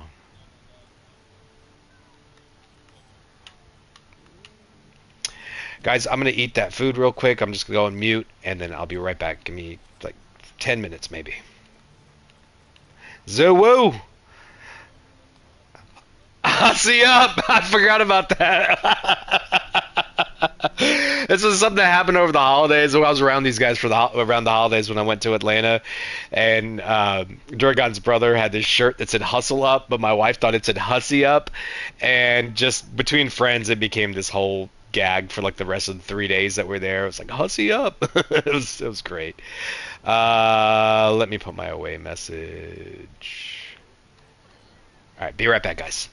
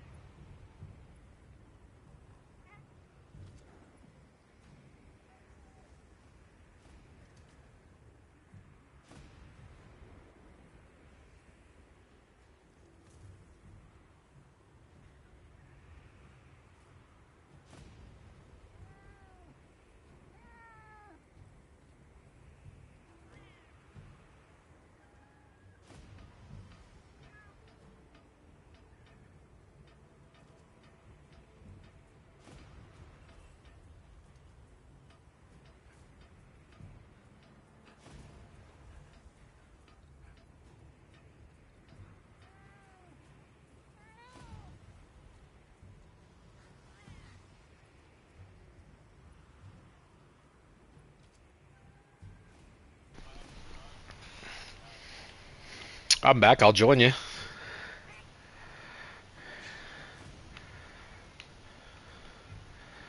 Just give me a second. I need to imbibe in some Fatalis juice, is what I call it nowadays. Code word for streams.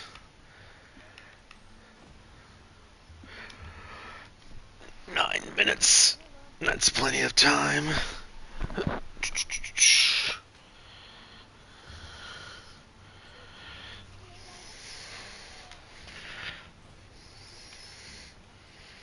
Where does Alma go? Come back.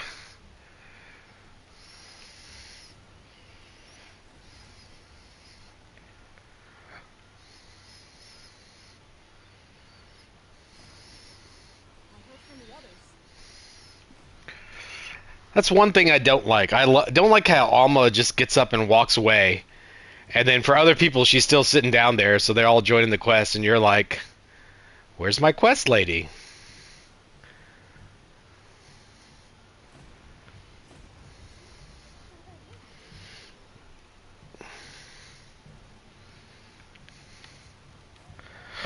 Yeah. Joined from the tent. Yeah, you're right.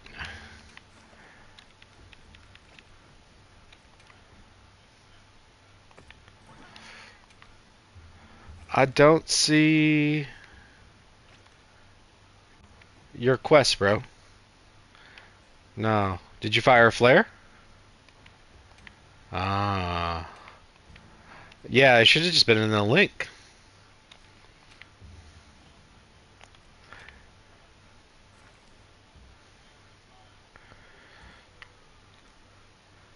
What monster are you fighting?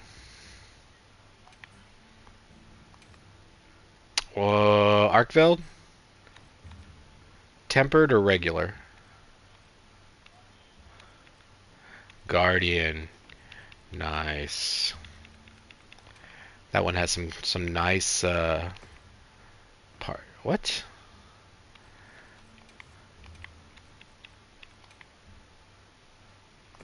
No sessions found. Yeah. Yeah, I might have done something weird.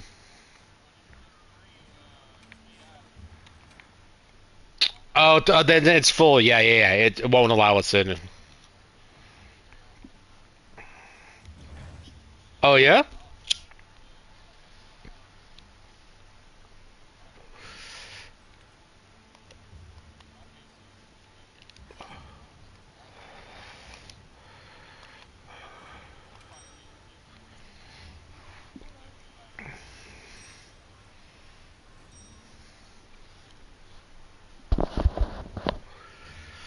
Yay, Techo, hunting horn, attack boost large. Only hunter rank 60. Damn, Techo's not been able to play too much. Yeah, man. Like since the game's launch, I've been like short on sleep. I'd like like I get up and do what I need to, and then I'm like just constantly thinking about this game and builds, especially. I'm so happy I get to build again. Like, Are you prepared? Maybe I should have surprised. Now let's put them to use. yeah. No, yeah, you got to play on the big, nice TV. Like,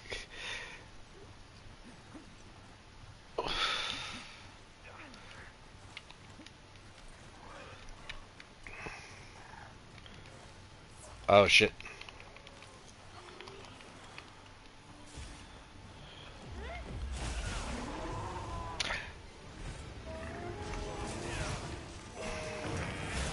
Nice.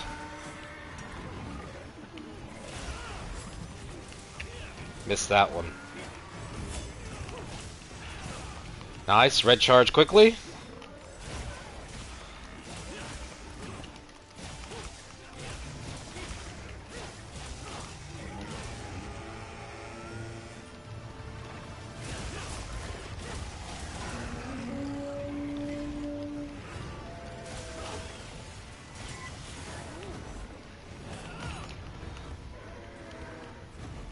Ooh. Go for the mount. Oh, we already got it.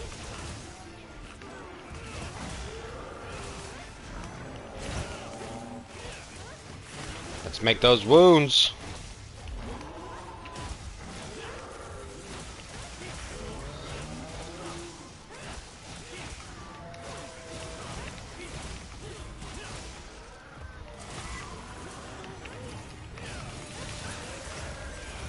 Boys.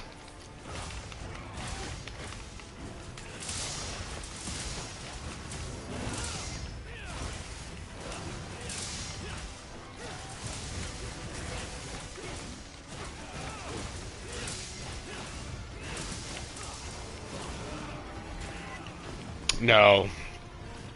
You're going to get to a point where your rank is going to be capped out at level 40, and then to break the cap, you do the last monster in the game, and then you're in the end game. But you're close. It's just they're going to introduce some stuff about how to do like better investigations and this and that, so you're going to have to do a few side quests and get your level up to 40 in the first place. And it's worth it though, and it's not a long process. This game is a really nice mix of sort of grindy, but not nearly as it used to be in other games.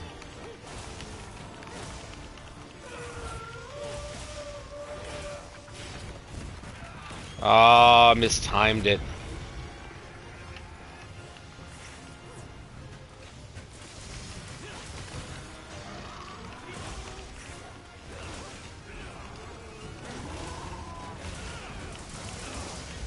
Oh man, I couldn't see myself. Didn't know what I was doing.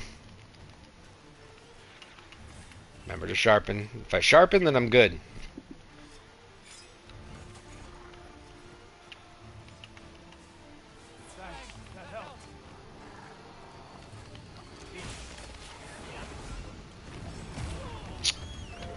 That's not what I meant to do, and I'm gonna die. I'm gonna die. Oh, nice. Heal, damn it, heal.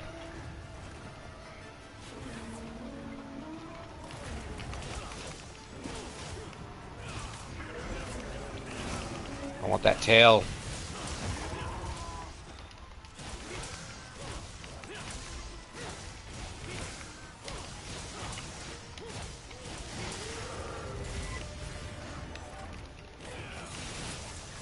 Oh, I missed the tail.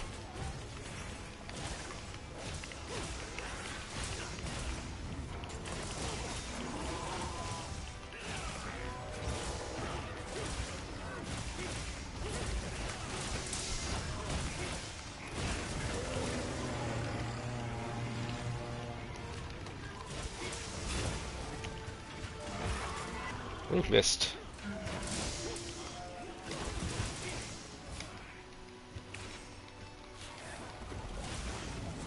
Oh, no, no, I did too many triangles. I'm gonna die. Oh, no, I lived.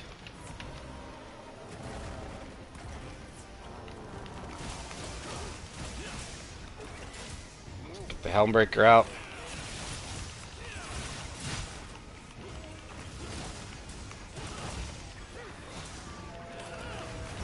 Oh, how'd that miss?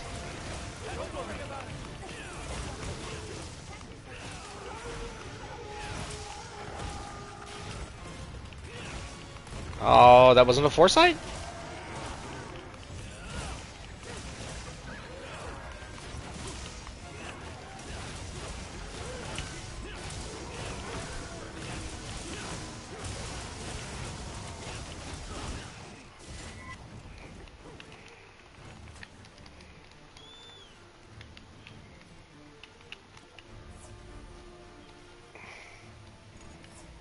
Do another sneak attack, and you'll be over.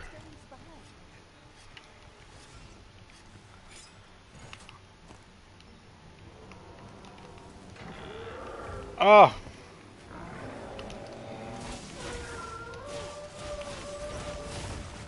Gotcha. Nice! Oh, not nice.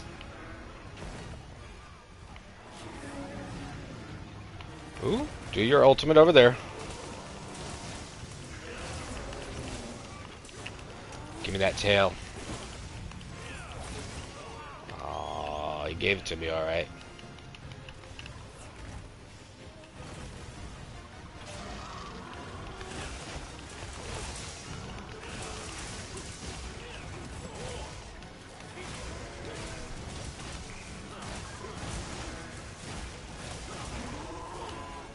Come here.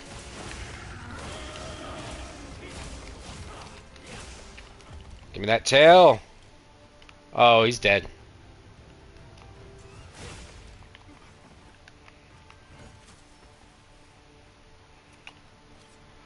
Let's carve his face.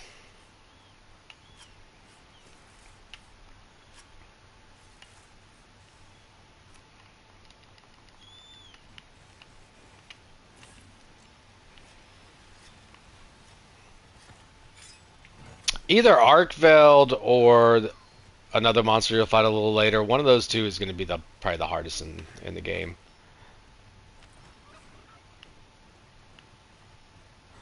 Mainly because of certain attacks that can just one-shot you, basically.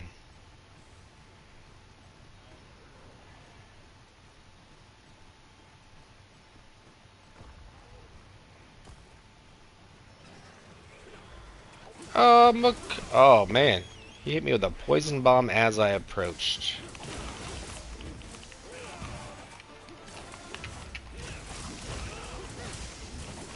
Come on, do something.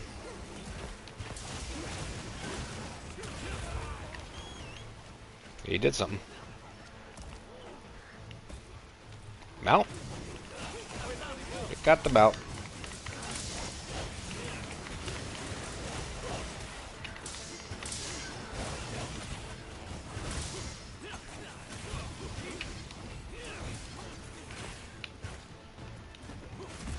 Oh, come on, go there. Nice, got the head damage too. All 3 wounds, bring him down. Boom, perfect mount. Got the head flinch, or the head knockdown too.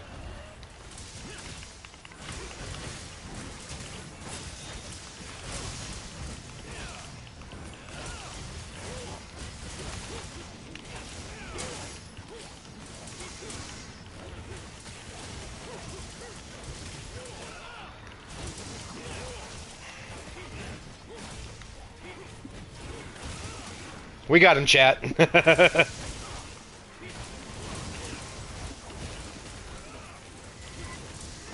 How did that miss?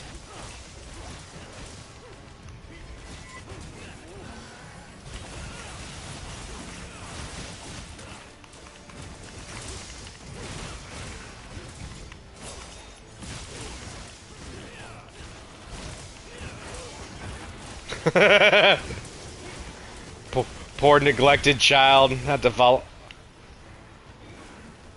I didn't even know that attack was coming.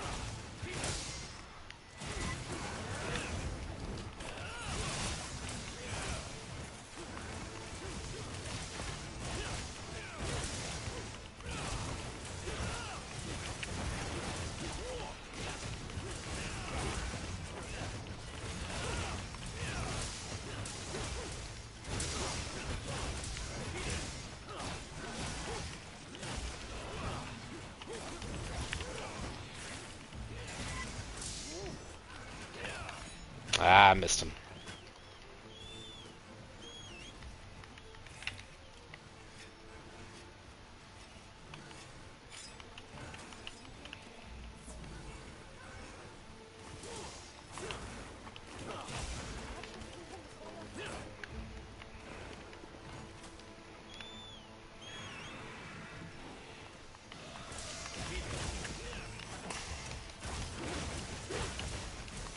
Come on, do something. Wrong way.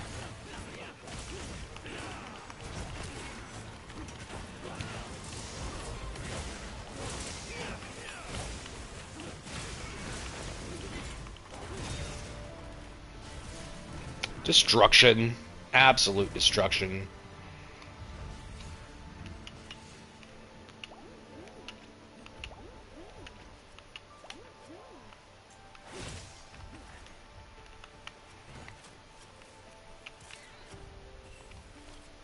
Quite excellent.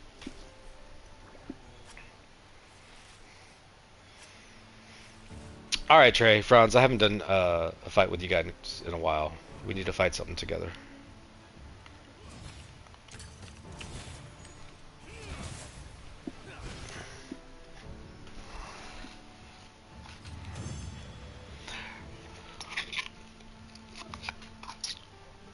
First, you guys should make sure you're in the lobby. That way, we can just join each other the quest without the link bugs or anything like that. Oh yeah. No worries, bro. No worries. Quick switch. Anything good? Is that Michaela? Tell her I said hi.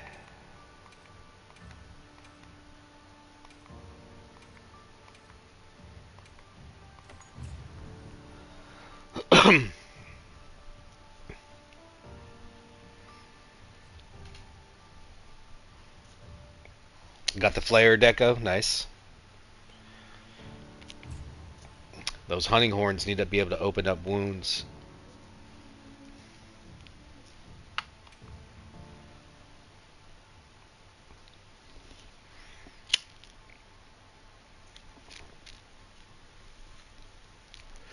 By the way, because you guys are fighting the Arkveld, there's like Arkveld and Guardian Arkveld, and they're both separate armors.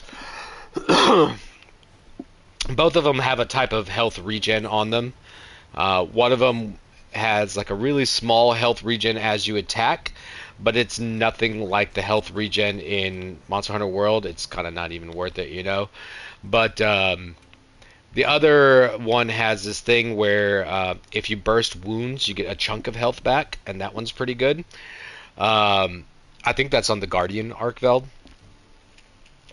And then it also has a skill called Flare, which makes it easier to open up wounds, but it's kind of bugged right now, whereas it comes in 5 levels, but after level 2, it doesn't help anymore, so the maximum you would ever want to run is 2.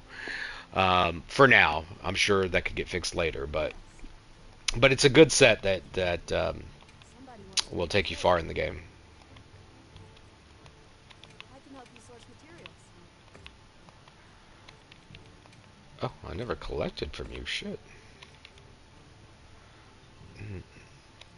I'm good on yeah, let's do honey. I'm gonna replace this honey with magical. Yeah, efficiency, baby. I love it. Bye.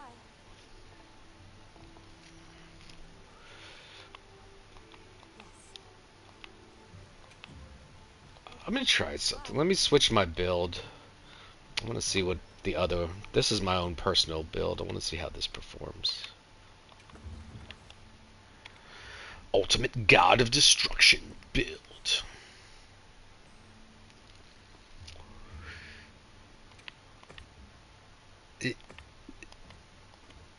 Yeah. That is crazy. Are you guys still on Tekken? I hardly ever see you guys on there. From time to time.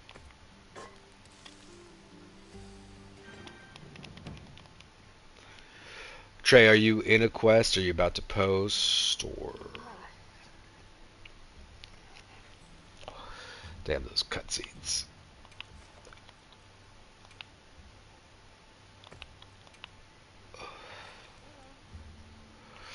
Deco farm for Blaze. Saber is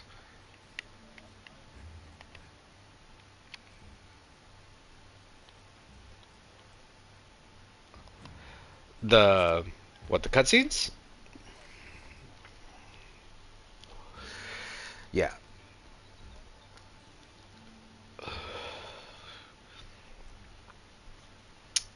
Yeah. I mean,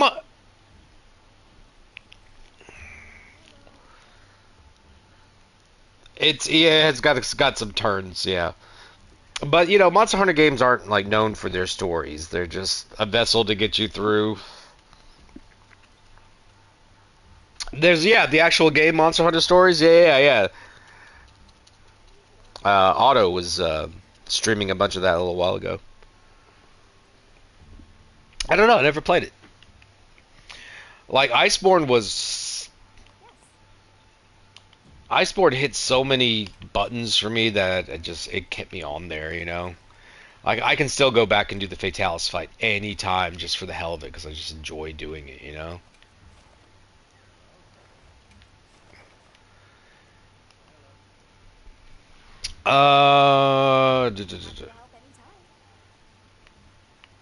You guys didn't join the lobby, so I won't be able to. I'll just do this one. Yes. All right, Franz. Thanks for joining me. Yeah. Thank you, sir. We should do some Tekken sometime too. Yeah, man. I'm rusty as fuck though. Like I played. Well, since the first beta come out, I've pretty much been all Monster Hunter all the time, really.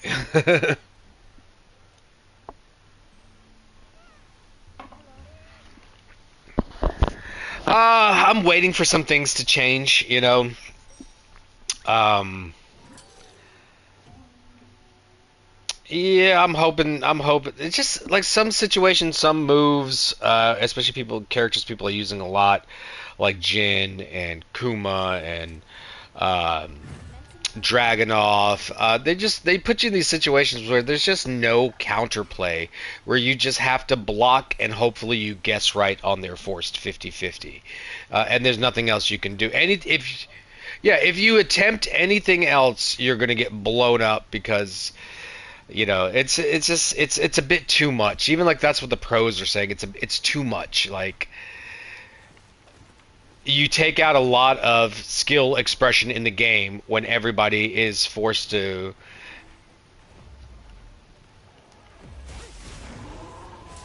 I didn't know if you guys were ready. Shit. Alright, bro. Peace out, man. Come on, let me foresight something. There we go. And he always does that. I gotta stop trying to foresight that.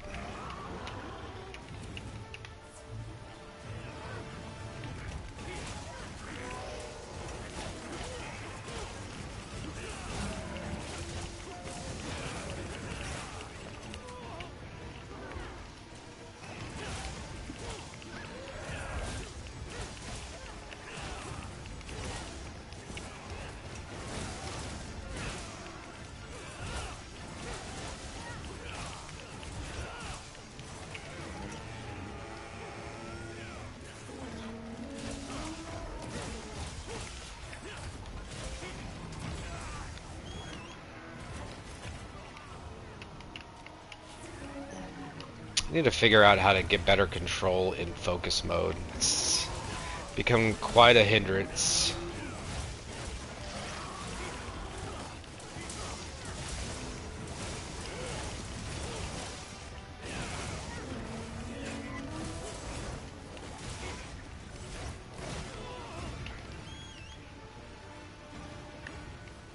Longsword is fun. It's very, very fun.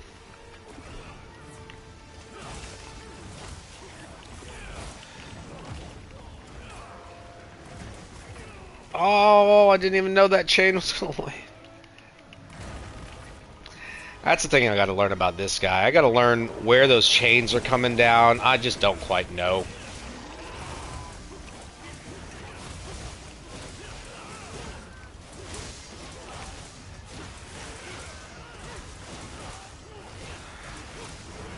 Yeah, longsword is more complex a weapon than people give credit for. A lot of people talk about longsword just being for noobs and stuff like that, but they don't really know how to play the weapon. Like if you really want to learn how to play it, uh, the first thing it requires is knowledge of the monster's move sets. So you're going to, if you really want to play it properly, you're going to have to lose to a lot of encounters because you went too early or you went too late, or I have not seen a wound on him the whole time. You guys are so quick to get those wounds too. Yeah, I got one.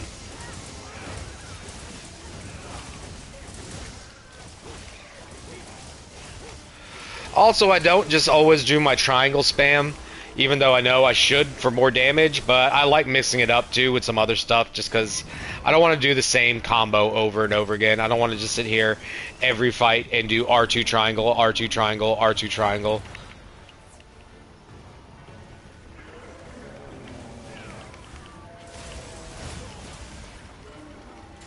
I like having fun.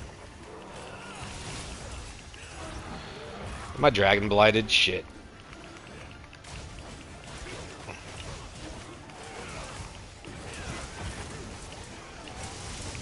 What was that, bro? I couldn't hear you. Yeah.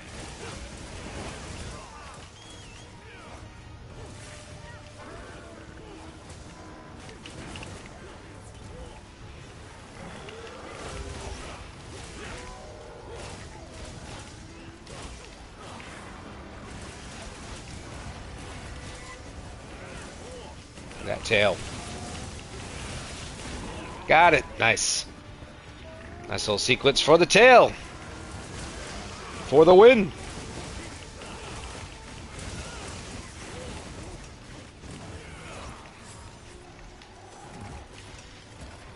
Come on.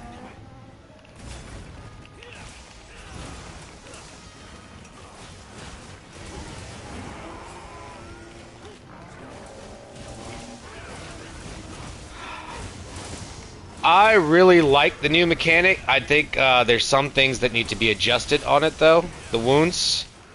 I'll tell you after this fight. I'll tell you exactly what I think about it. I've been thinking a lot about wounds since I heard about them. You could say I'm wounded. I had to add one of those Hito puns, you know.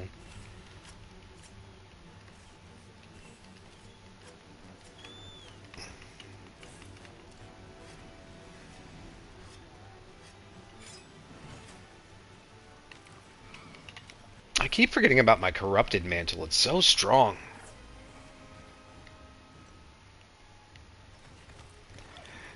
One thing I was doing is I was putting it on too early, so like all this time I'm running to the monster, because I kind of spam the square button sometimes, and so I'd get to the monster and all my health would already be drained, because it drains your health slowly, you know? And I was like, oops.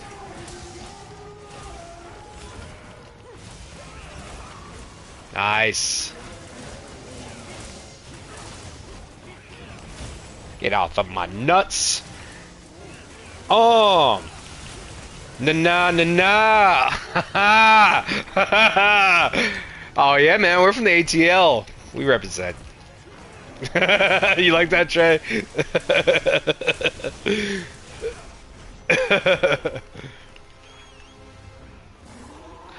I was gonna say slam, but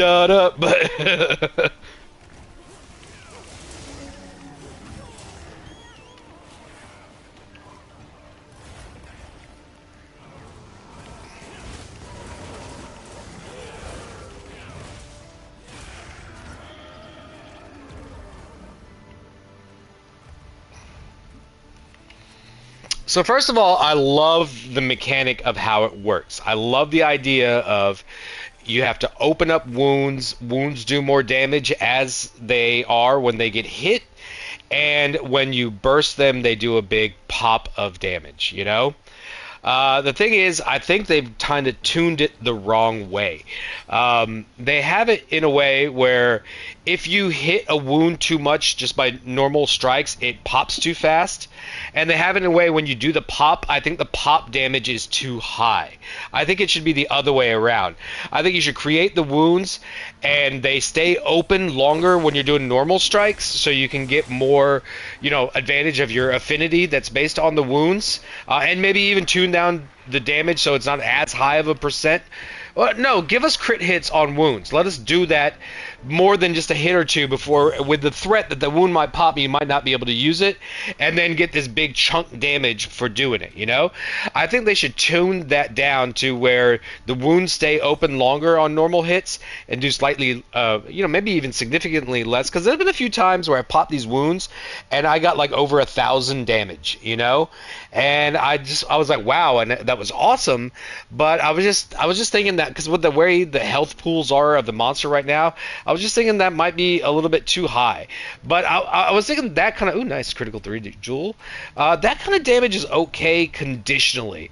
Like I keep talking about what happens when two people strike the same focus strike together, or even if there's multiple focus strikes. Let's say me and you, Teko, we both strike different focus strikes, and then you know how you can make it hit multiple, and then we both hit the other one that we were doing. So even though we hit separate ones, but we still got both of them. Like when that kind of stuff happens, I think that should create like this multiplicity, huge damage pop, and then tone down your single pop damages for some of these weapons. And then, like I said, extend the period that you can actually hit the wound to get those critical hit modifiers. And yeah, and maybe give monsters larger health pools. But the larger health pools are coming. This is base game. Base game is never a challenge for veterans of this series or people that understand I need to build in a certain way. You know, base game is going to be difficult for people that slot defense boost 7 and speed eating and max out. Fortify and all these things so they can stay alive long enough and as many carts as it takes to actually finish the monster, because they're worried about dying over and over again. Like that, I don't know. I'm kind of losing my train of thought. But does that make sense what I was saying, Teko? What do you think about that?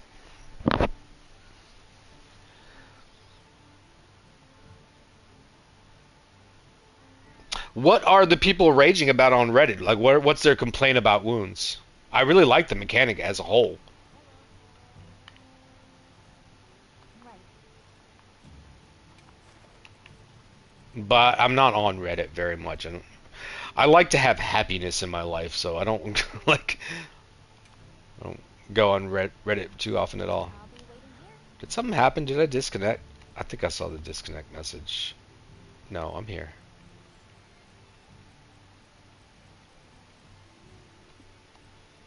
Trey, you still gonna be on for a bit?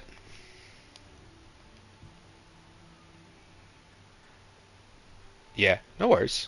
I might just dip out of this chat and maybe start another one here with some of the other people in this lobby. Well, what can I do for you? No, anytime, man. I'm down to help anytime. I saw your request earlier, but I didn't join it pretty much anybody because I was wanting to do the story at my own pace and just do it like as it is, but B, like the beginning of the game is really important because like I did a few hunts I did a lot of hunts for the beta test, you know what I mean? But most of those hunts were done with our group and stuff like that, and we're good. So there were just the fights were over so fast that I never really learned any of the monster fights. I learned a couple of moves, a couple of things to look out for, but I was like I think people need to like be able to not just because if I were to join you with the rank I was, the fight would have been over in like 4 minutes and that's it, you know? I heard from the others. What's that, Teko? Hello.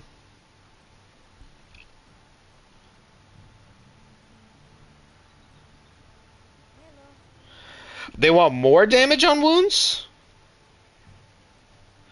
The wounds already do huge damage, you know, like huge damage.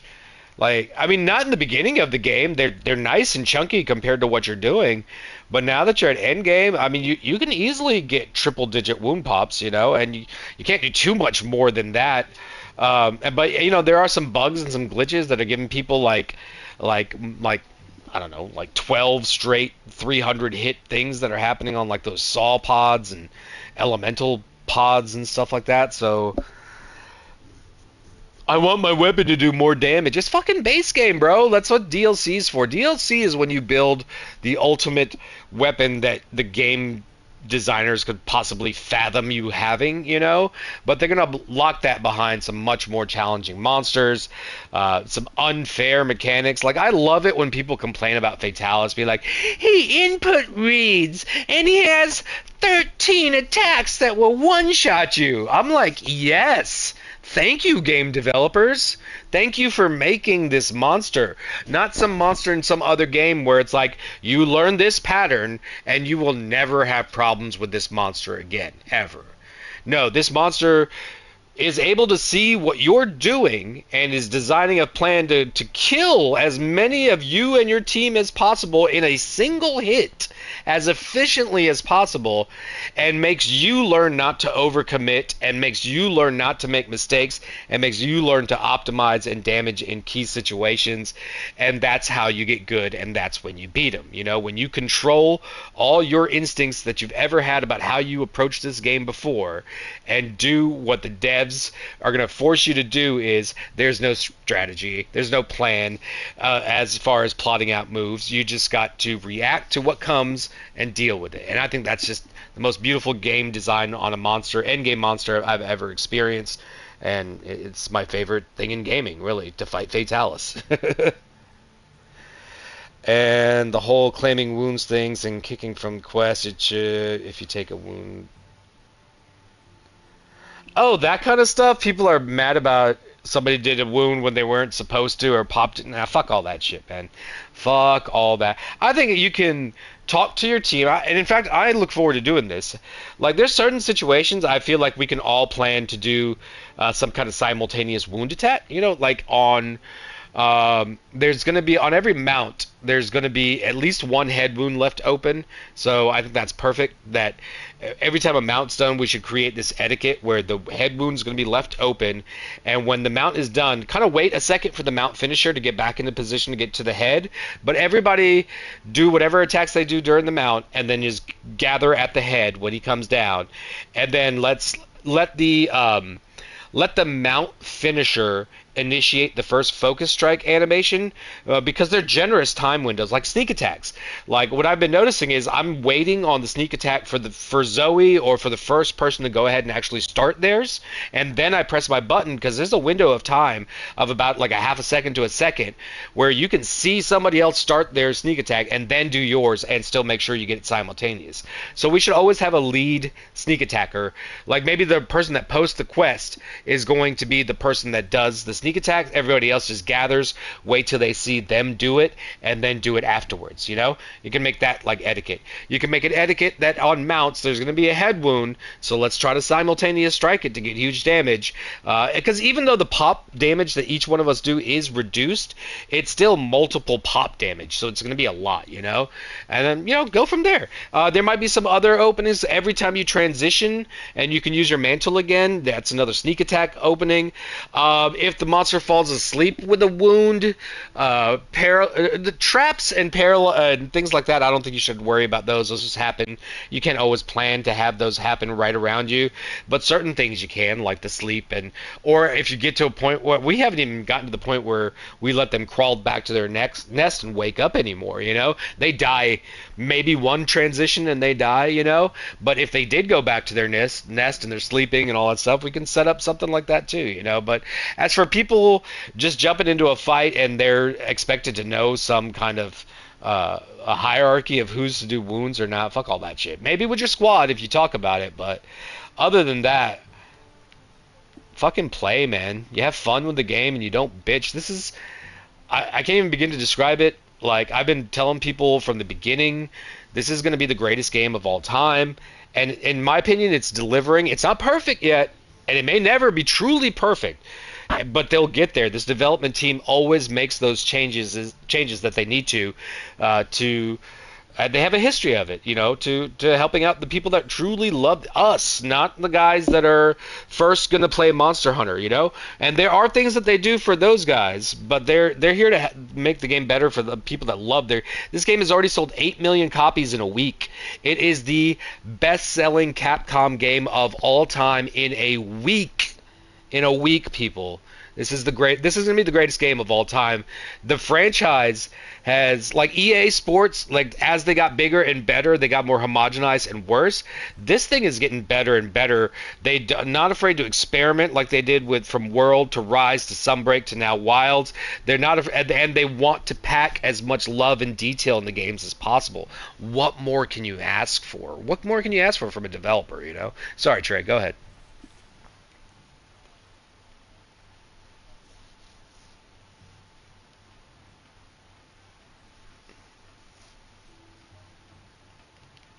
Yeah, they're too dumbed down.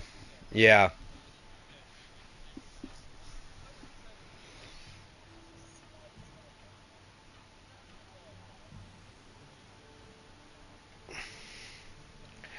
Yeah, no, I agree, but I like it. I like it for the base game, but turn it up to 50,000 for the DLC. I like that. Yeah, you're right. What Trey was saying, because I don't think he has his like, you have to allow in your settings for your voice to be heard on your end. I don't know if you've done that. But what Trey was saying is that, there's a huge trend in gaming for just being everything being dumbed down and easier, things like that. And he even feels that Monster Hunter Wilds went a little bit in that direction, and I agree too, by making things a little less grindy, maybe making some of these weapons that have too many options to counter or be badass. For the base game, I'm cool with all of that. Attract as many new people to this game as possible, because the DLC is where all of these franchises blow the shit out of the water. Sunbreak compared to Rise, Iceborne compared to World. I didn't play before then, but it's similar in all of those. So when the Wilds DC comes out, it's gonna blow the fucking gaming world out of the world, like, just bam. And it's already doing it. And yeah, there are bugs, yeah, there are problems, yeah, there are people gonna be bitching, but guess what? We're all on this game as much as we possibly can be when we have free time. We're all thinking about this game. We're not playing other games. They'll get this shit worked out. They'll get the element worked out. They'll get the bug skills worked out. Go ahead. Yeah. They are testing the systems to the limit. Yeah. They don't go.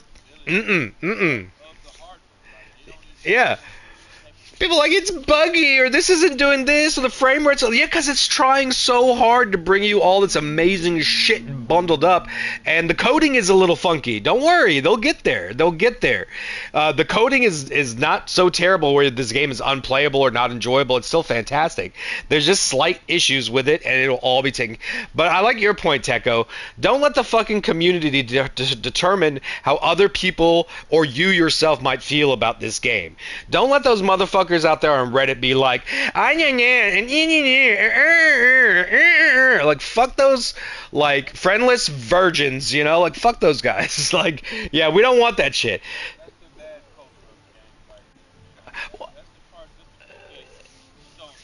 Yeah, it's because, like, you're gonna attract a lot of new players to this game, and they're gonna be looking for content and information about this game, and they're gonna run into that shit.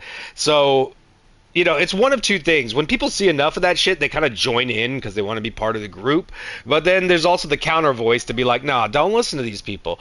Come play with us. Come see how this game really is. Come see how it is to play with a group of people that really love this game, understand it, are always looking to improve, have different levels of skill, for whether it comes to beginners to the world's best.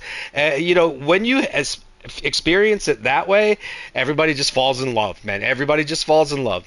Yeah, there's help, and Capcom's got some work. They got some work. They're gonna get it done. They're gonna get it done. And once it's done, we're gonna look at this game when the DLC is out. And the DLC, when it comes out, it's gonna have some bugs too. But by the time it's all said and done with because you gotta also remember, they started the development process for the DLC right almost as soon after they started the development process of the base game, with the understanding that the DLC is going to take time and need to be developed. Their initial goal was to release it 1 year after launch, but everyone is saying it's more realistically going to be 2 years after launch, because of the amount of quantity that they want to put into it. So the DLC, what they have for us to put on top of this game to make it the Ultra Instinct version of this game, has been in development for just as long as the base game has. Think about that for a second. So what we're experiencing. Yeah, no, there are. There's a new monster that's going to come out in 3 weeks. There's another monster scheduled in summer. You know, there's going to be in fall, Christmas time. You know, there's going to be a monster. There's going to be new, like Fatalis, Arkveld. There's going to be Art Tempered in this game. These top five dragons, the new ones that we're doing, they're going to be level, Arch Tempers of all of those for base game. That's going to really up the challenge. I can't wait for the Arch Tempered. Right now, guys, we are all just getting familiar with this game and the mechanics.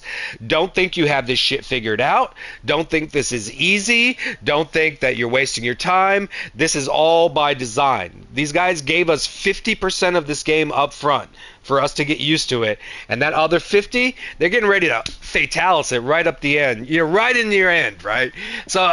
And that's what I can't wait for, That's what I can't wait for. Like, let me get all these fantastic and amazing skills and amazing moves, and let me feel like an anime samurai god, and then put this motherfucker in front of me that says, none of that matters. Beat me. Beat me. And that's, bro, that's when this game is going to take off. And that shit's coming. I just worked myself up into a frenzy. I'm gonna smoke a cigarette to chill out. I'll be right back. All right, bro.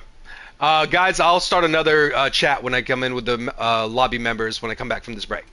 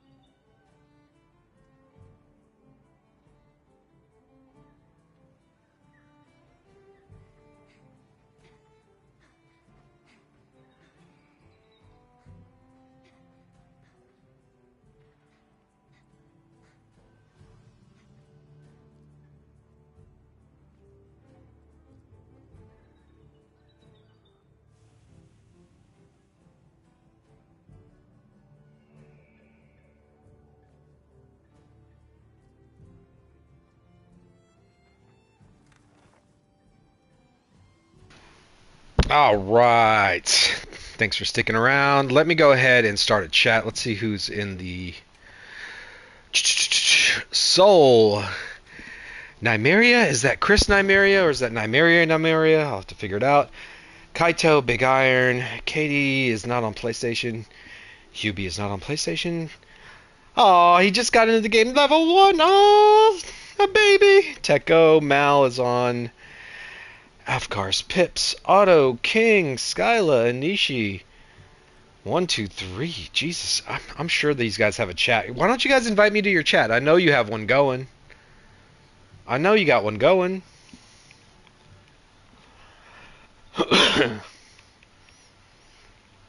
Come on, invite me. I'm waiting.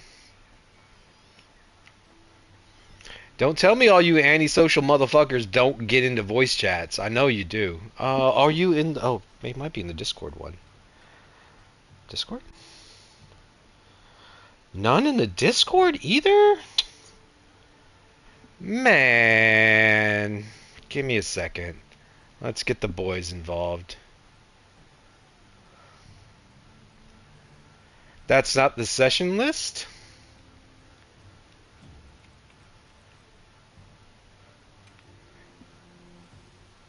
Oh. Oh! So who's in the session? Lobby members. There we go. But still, we got Kaito, Ikaru, Zoe. None of you are in this party. Antisocial motherfuckers, man. That's alright. That's alright. We'll change that. You have friends now, Zoe. Friends. Friend.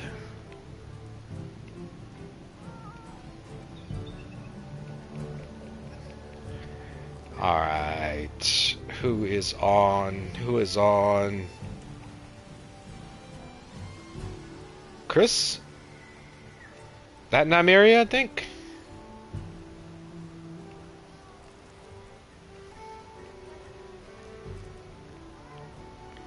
Ikaru. Kaito.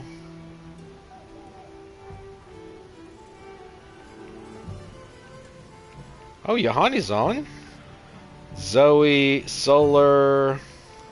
Where's Tekko? Aw, man, where's my Tekko? Where's my Tekko? Where's my attack boost large? Oh, he's hiding. That's alright, I'll find you. I'll find you. Getting you on this list. Can't hide from me, Tekko. King, are you on? I saw you in the chat. I don't know if you're at work or if you're on playing. Man, gotta go all the way down here.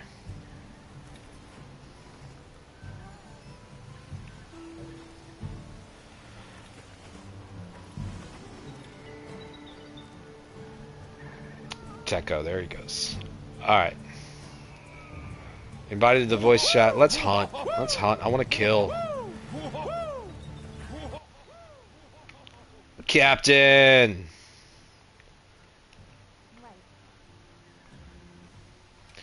You're muted. I can't hear you. I'm not muted. Oh, you're just being silent. Well, I was loading in too, so there's that. Oh, right. You're like, that's not the lobby, bro. Shut up. I'm sitting there fighting a Balahara, and you're listing all the people that aren't in the list. I'm like, what's going on? I'm smart. I just went on a rant and got all like hyped up. I might clip it and make it a short.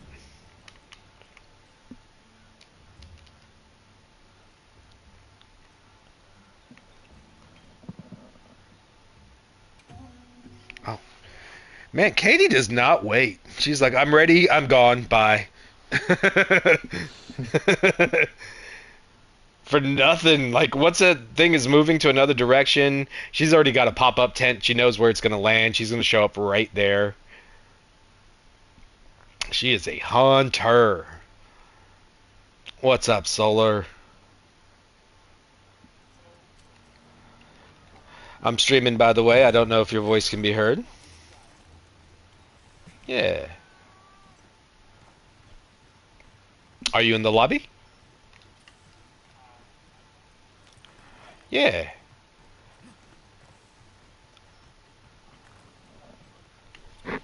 Give me 1 second. I'll give it to you right now.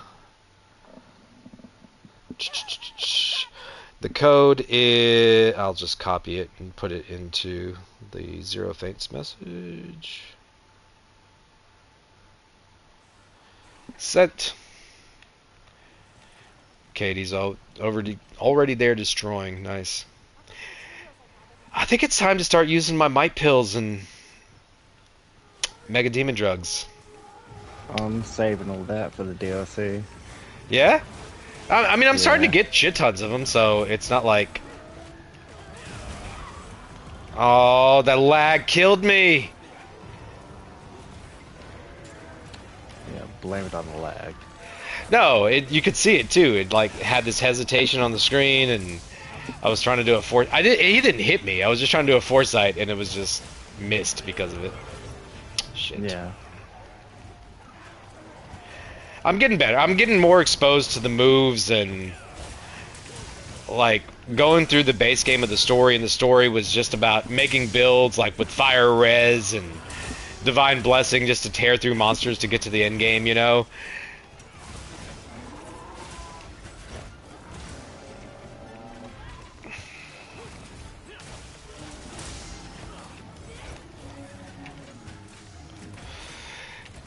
So let me ask you a question. When you're in focus mode and you're trying to follow the monster, keep him in your reticle, what are you using to do that? I'm locked on the target. By pressing L1, you do that lock, or the No, right stick, I mean? R3, yeah. Yeah, I do. Oh, excuse me. I'm doing that, but I still find it difficult. Oh, wound, purple one. I got it. Oh, got pushed off the ledge. Stolen. No. Stolen. Oh, maybe not.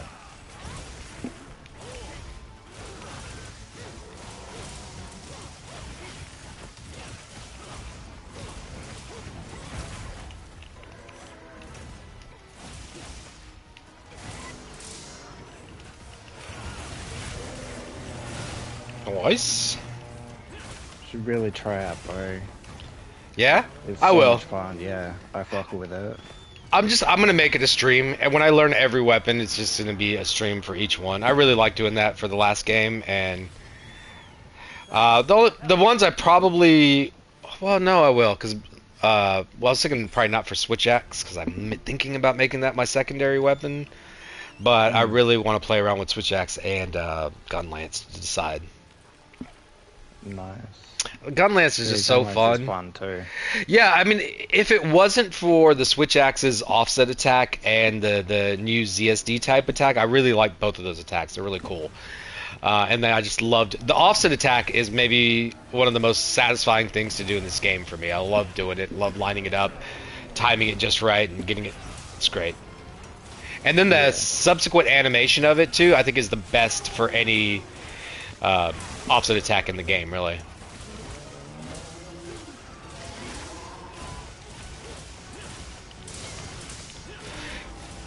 Do you have your automatic lock on? You know, in the camera settings for focus mode, there's a setting that in focus mode you stay locked on facing the monster. I actually turned that You mean off. like the toggle? Yeah. The focus toggle. Yeah. No, Yeah, I have not mine on. not where you press it down and the focus mode stays locked on. There's another option that in focus mode, it'll keep the monster targeted in front of you. So I thought that would be really helpful, but what ended up happening is because it's like an auto center feature, sometimes I'm looking away from the monster and it kept pulling me back my camera in the other direction when I didn't want it to.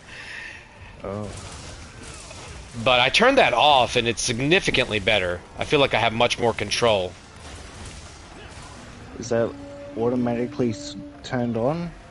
I think it's auto turned on, yes. Alright.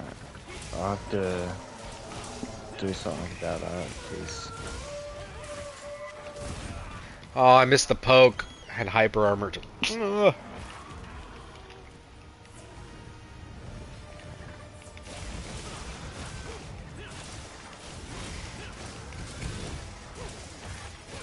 I just like this. I like it. I know it's not optimal. Don't yell at me.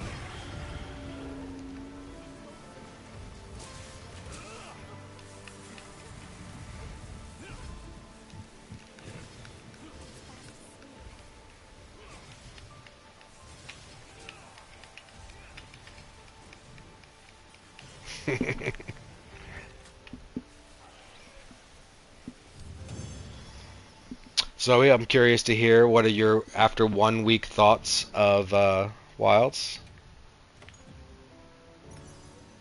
I don't know. Pros and cons. What do you like about it? Well, there's not much I don't like about it. God damn it. Why do you have to be so damn abstract? Just tell me your top 3 things that you really like about it, like focus attacks or something. Yeah. Well, I do. There's not a lot I enjoy the don't wound like about it. mechanics. Yeah, wound mechanics are I dope. do like the wound mechanics. It's a good addition to the game. It is. I think it's my favorite new mechanic of the game. It's awesome. I really like it. Mm. It adds that. What would the word be for it? It just adds that extra bit to fighting monsters. So it's not just all, slash and hack. It's you Yeah, got you're focus a to comp. it as Yeah, well. exactly. I like having a mechanic that kind of creates like a cyclical battle plan, like it's not just going up there and just wild striking everything that you want to go and hit a part, open up a wound, use the perks that it gives you, rather than just like people just like randomly slashing away at a monster. I like when mechanics do that. It creates like a plan. Yeah. What do you not like about it? What do you want it fixed from it? Honestly, I Yeah. think the wounds, they Wait, did you nah. just say you like the wounds, but the thing you hate the most is the wounds? I don't know. I'm bad with words. Don't judge me. It's not the words, it's the concept I'm struggling with. I'm struggling too. No, No, I know where you're going with this too, and I agree, but I'm just fucking with you. Tekko was asking me earlier what I thought about the wounds, and I feel like Tekko's like, he's drunk. Don't talk to Zoe. No, Zoe's the star of the show right now. Am I drunk? No. It's like almost 11 o'clock a.m. Is- So, what does that mean? You can be drunk at 11. Nah. And Zoe's like, nah. So you think, well, like the wound pops do too much damage? That's kind of what I feel. In a way, yes. I think they uh, they disappear too fast. Like they take too much damage and pop randomly. Yeah. That's exactly what I was just saying earlier in the stream. Tekko asked me what I felt about the wounds, and I feel like they're tuned the wrong way. And you can just kind of reverse it and it will be fine. I feel like once they're opened, they should stay open longer when you hit them, even if it Yeah. means because like you want to get critical hits on them and use your affinity skills that Mm. increase that. Yeah. And then you can to counteract that is greatly reduce the pop damage. And not make wounds like open indefinitely, but maybe let them have like their own almost like HP gauge, like up to 1,000 HP that they can stay open or something like that, you know? And then the Yeah. pops, Yeah. they can get reduced, but I do feel like that multiple focus strike things could multiply pop damage so you could get it back. You just have to be strategic about it, you know what I mean? Mm. Yeah, because they still do that. Because as far as remember, I asked you to send me that clip of all three of us doing those focus strikes on the tail. So from that clip, I could tell that the first person that struck the tail got their normal wound pop damage, and the other ones we all still did get a pop, because that's what my concern was. Are we just getting like the poke damage from the focus strike, or do we actually get that pop damage as well? We all three did get the pop, but they were reduced. It wasn't my normal pop damage. So All right. yeah, so they balance that out.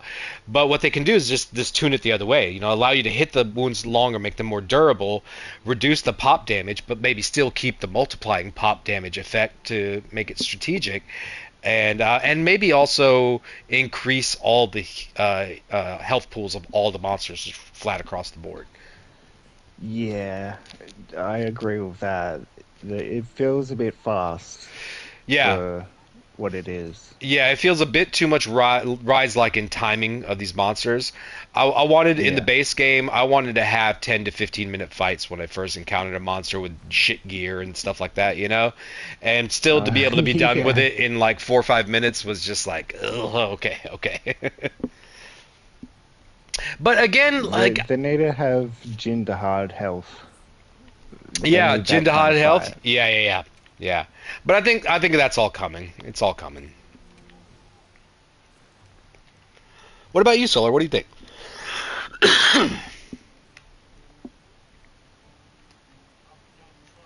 Yeah, pros, cons. What do you like about it? What issues do you have with it?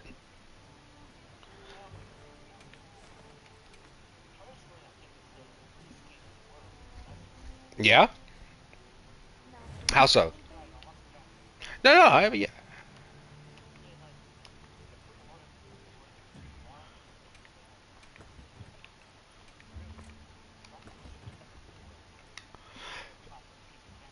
Yeah, yeah. Mm. Is that one thing you did like about Rise was being so different in the worlds? Yeah. Okay. A lot of people didn't like it for how different. I like that it's so much like World. Um, I don't I still think World felt more weighty, you know, like I could the hit stops or whatever they were, like there's certain moments when I hit the monster that it just dropped and it felt satisfying, you know, and it wasn't some clunky animation, it wasn't some weird looking thing. What it looked like was I just fucked his day up, and I don't quite get those situations here in this game, you know. I'm a little disappointed with how slowly you get up too. That getting up animation seems to be We've got to like 5 frames slower than it needs to be. I want to be able to get up a little bit quicker if I choose to.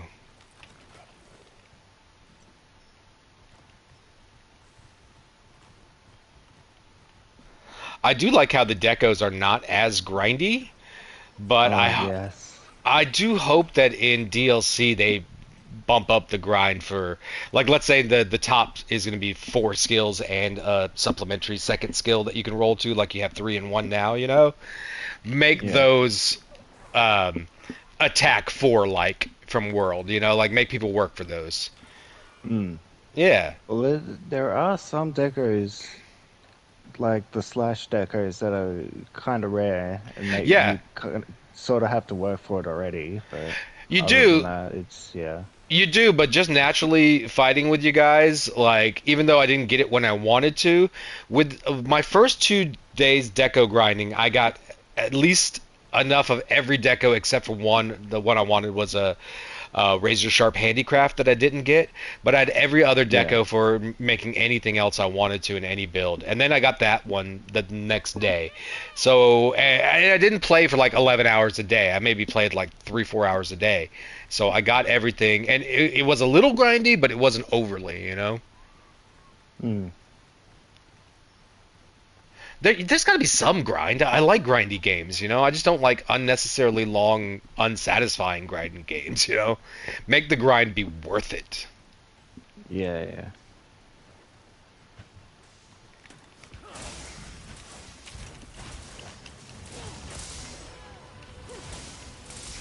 See, like right there, I thought that tail was a tail swipe, but it was just him turning left, and that's just what his tail does when he turns left, you know? So I just foresighted him turning left.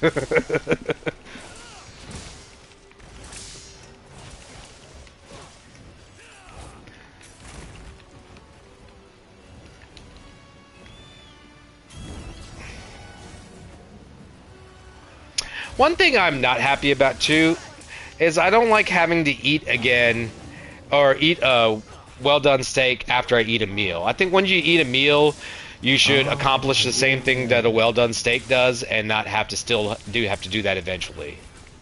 Yeah, that's one of my cons, is the food system. It's not like you get it and it's permanent. Yeah, You yeah. have to keep trading and do quests for it. Yeah, where you can just get the same meals every time and Yeah. And it's not bad. I like it. It's just it could. use a little tweaking, yeah. Yeah. I agree. That's what I'd say.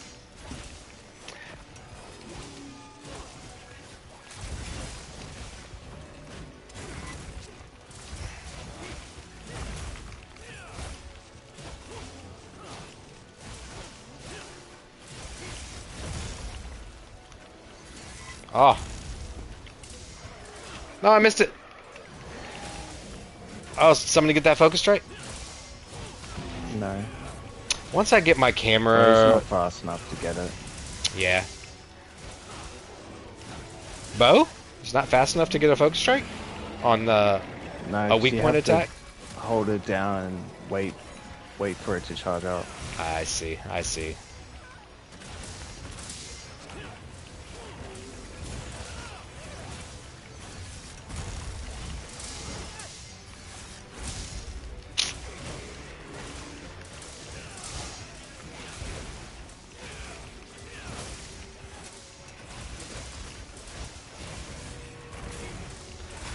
Oh, I'll tell you another thing I don't like.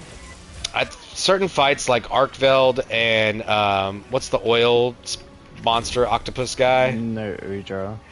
They have too many particle effects happening that I can't see their limbs on what move is coming. I just see like a wall of flames or a big bluish purplish smoke, and I'm like, I don't know what you're about to do. So Yeah. help.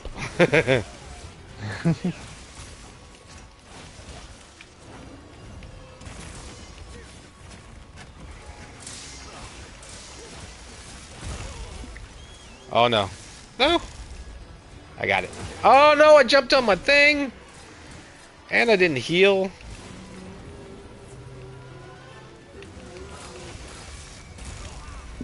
And the same thing. No! Alright. This time it's the focus strike. Gotcha, bitch.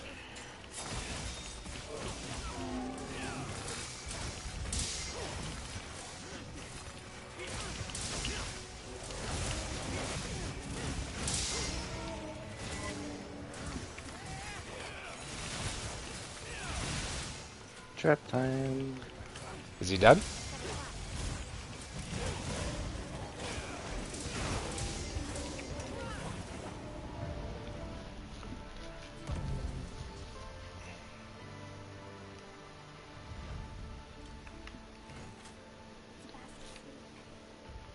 Like, the time we cleared this Raydao, this was the time you'd clear, like in Monster Hunter Ice World Iceborne, after you really got good with your team with a monster. Then you could get it down to just a few minutes. You know what I mean? So to be able to already do this without really to know what the monster's moveset... I mean, Raydao we're all more familiar with, but we can still do this with Arkveld and stuff like that. But that's where I feel like... there's going to be a release of a Arch Tempered for all of these Elder or whatever you want to call them Apexes. Apexes. Yeah, and that's where like the true. But I think they intentionally made this game kind of easy to bring in new people, you know, new players, by design, basically, because the DLC has been in development since the base game, basically. Like it was shortly after the base game started development that the DLC did as well. So Yeah. they're kind of getting people in, and then they're gonna ratchet it all up, and then we're gonna be like, holy shit!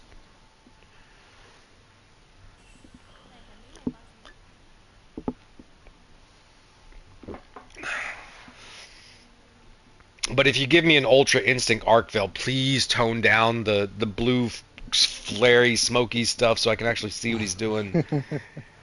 I Yeah. like it. I love the effects of it, but I don't like it It's where nice, it's mass. pretty, but it Yeah, messes with your eyes and yeah. the way you hunt. Or maybe do something like where their arms or his chains or some parts of his body glow or having some kind of effect so you can see it through all of that. Like that's I just need to Yeah. be able to see what's about to happen. You need your fashion. Mm. Oh yeah, Raven, you were asking to get in the party. I got you.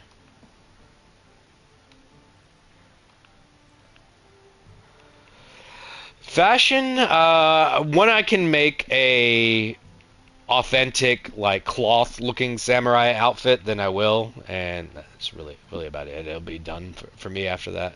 I'm not one of those people that has to have like 800 different looks. Maybe two. If you can make me look like Goku, then yeah, that'd be cool too.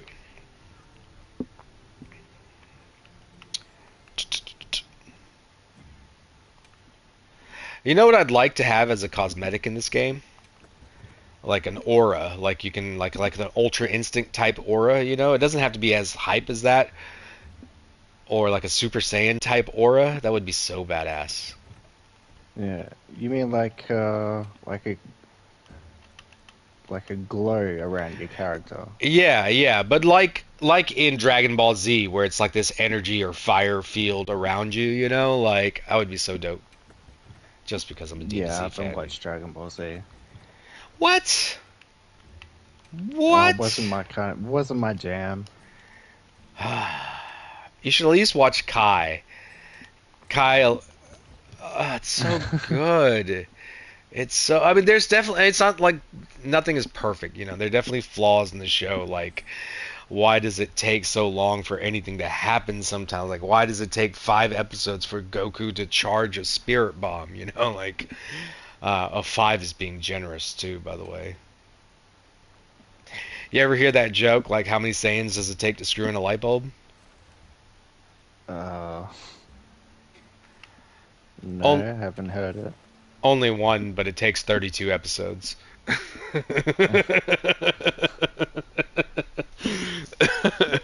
The next time on Changing Light Bulb Z. I'm stupid. Don't listen to me.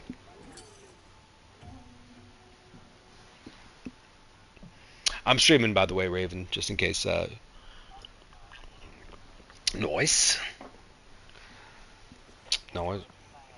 Commence in quest now. Are you prepared? What do you think about? Did you see the build? No. This is basically it's the best longsword build possible, really. It's a variation of Peppo's build. I just have a slightly different roll on my Ardian weapon, you know. That gives me 2 more raw attack, but 20 less sharpness. Which I think for speedrunning, you'd probably want to do Peppo's build, but for non-speedrunners, I think this one is the best. Just watch the beginning, like 10-15 minutes of the stream later, and it'll go through the entire build, all the skills, why they work together, how they work, how to the same stuff I was talking to you about yesterday about how to proc some of those skills with your ISS and the Foresight Slash and all that stuff, you know.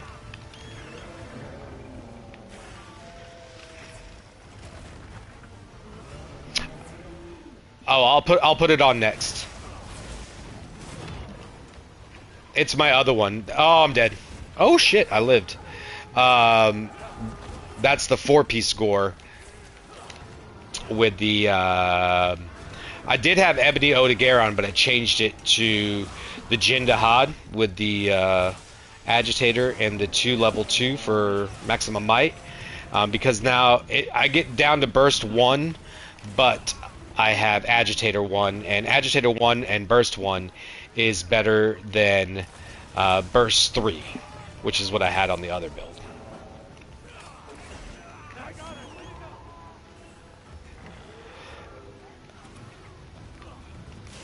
I'm playing terribly.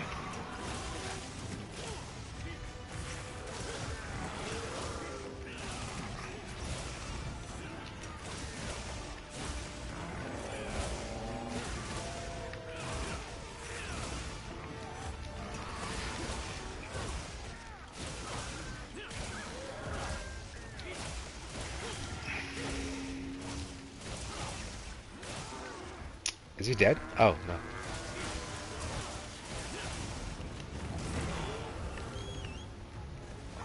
You can always do it once per fight with the Corrupt Mantle. As soon as the Corrupt Mantle's done, your antivirus will proc. And the Corrupt Mantle gives you 10 affinity while it's proc, or while you're using it. Plus the damage boost on it's huge. But I will tell you how to do it, basically. Where the issue of the damage you need to get will not be the case whatsoever. You won't. You got an opening to do a couple of R2 triangles, and you'll have it. And there's not many times you don't have at least that opening. It's such a quick attack.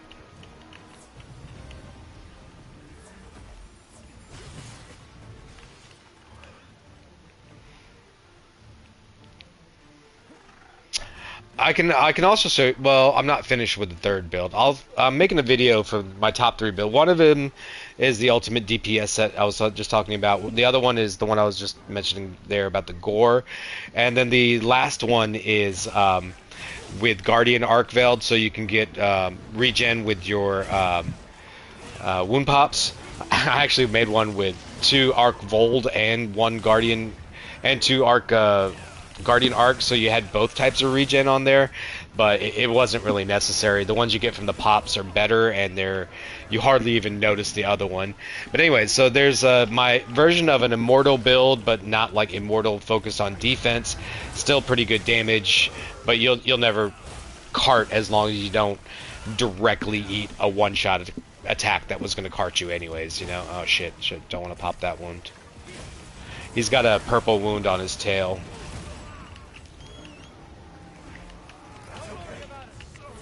Got him? Thank you, sir.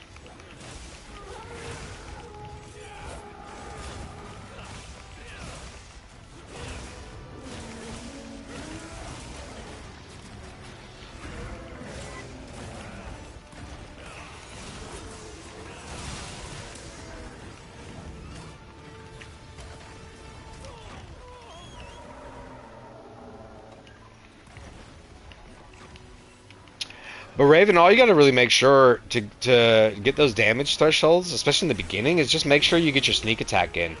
You get your sneak attack in, and the subsequent damage you're going to get shortly thereafter, you'll get the damage you need.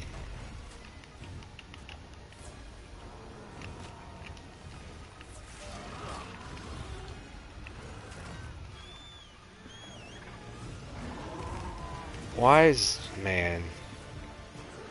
I didn't want to just sharpen, and now he's just laying on the ground. I'm wasting my damage opportunity. Just wanted to get a sharpen in there.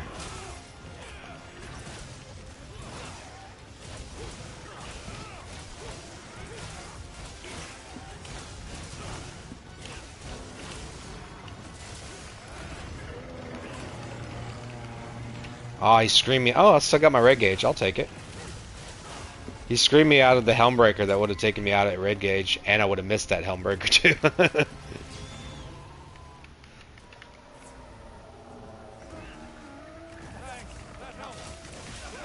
Got them out.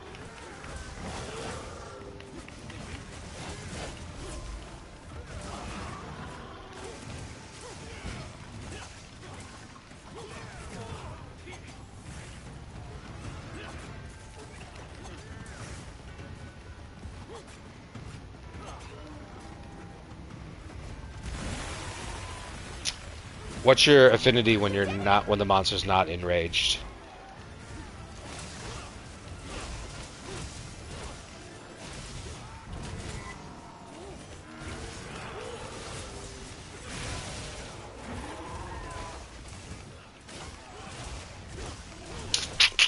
That's where your damage is going to be coming from, bro. How long you can keep your affinity the highest for as long as you can during a fight, you'll always get the most damage that way. I mean, not most, but the better.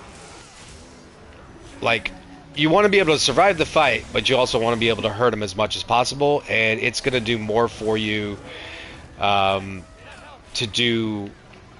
What weapon are you using, actually? Let me ask you that. No, I know longsword. Well, what longsword weapon?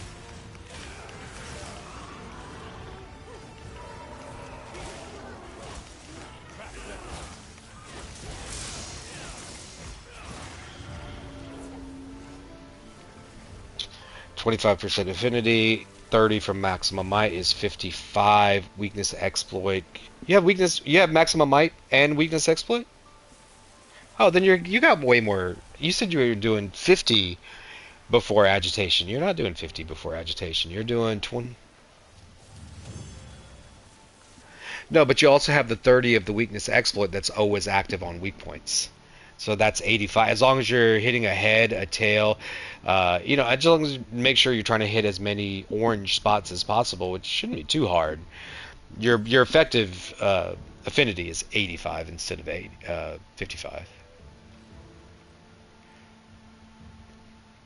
Yeah.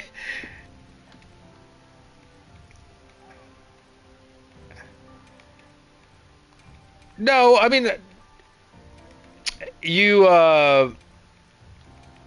position yourself as often as possible to do R2 triangle at their head. And if you that's the whole basis of most builds right now anyways, is how do I optimize those situations where my helm breakers, my EI slashes, my R2 triangles are gonna do 100% crit damage, so you can bypass a lot of, like, when a monster comes down and I got red gauge, I'm not even thinking about helm breakers. I'm just R2 triangle, R2 triangle, R2 triangle. But no, that's not true. I've been getting bored with that lately, so now I've been doing some other shit just for the hell of it.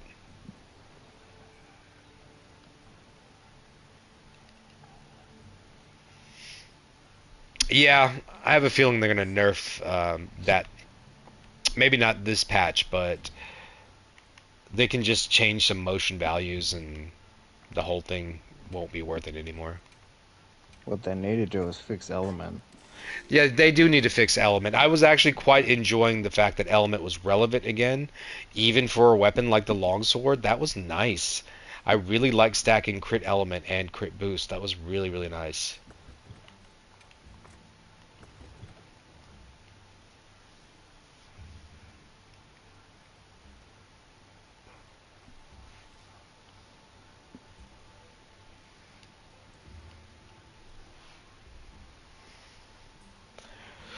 Now, after it's being bugged, yeah, yeah.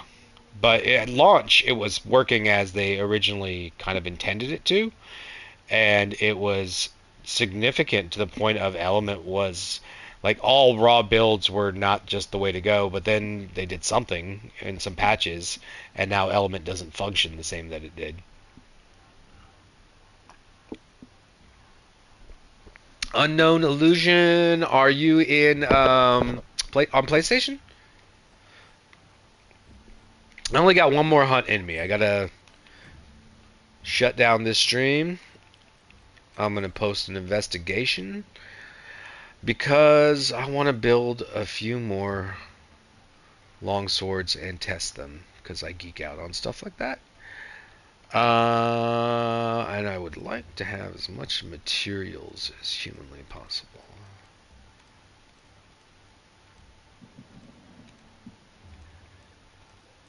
And no, if anybody's asking, I don't do the flower thing. This game is not that grindy. I'm not worried about it. This one might be fun. Is that a Fulgor Anjanath? I haven't fought one of those in a while. Oh no, I just accepted and departed. My bad. It's posted though.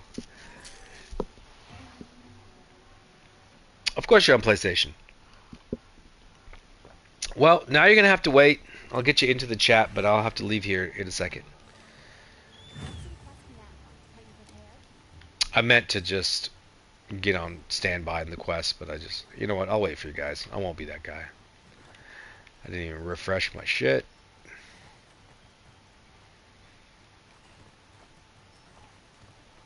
I know Captain's coming.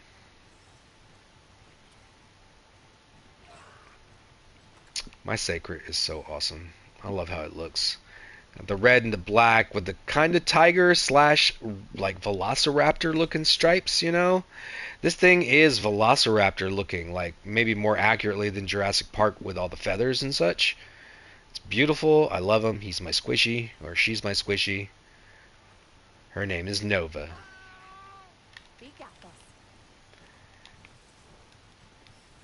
Anybody else? Is it just us?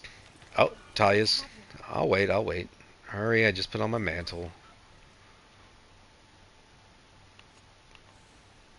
Are we? Are you on the Anjanath or the? Oh, how did I get to the Anjanath? How do I switch that? Oh, I got it. Okay, I'm heading to it now. Juwoo. Who you? Juwoo.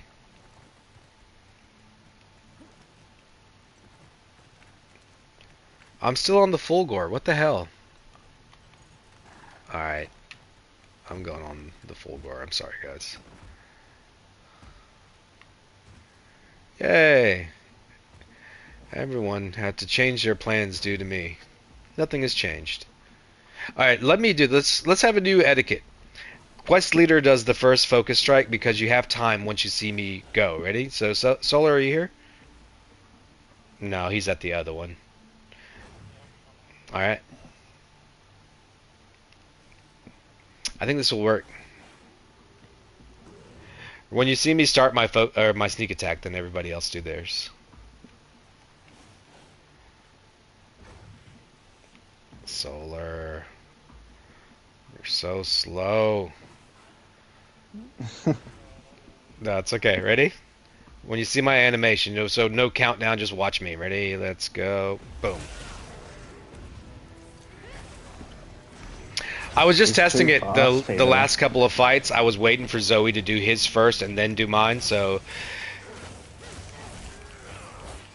I did miss it the first couple times too, but then when I kind of got familiar with the animation that was coming, it helped. See, this is what I can't keep him in front of me in focus mode. L1 in focus mode. That's what I just did, and that was perfect. Oh, that's beautiful. Thank you. I just figured it out, guys. I don't know if you guys have the same L1 setting that I do. I have it the same way I had it set in World. But in focus, you just hit L1 and it centers perfectly back on the monster. That's beautiful. Yes! That's exactly what I needed, Joss! I love it! Take me a minute to get used to, but that's exactly what I needed in focus mode. Beautiful. Super anime attack.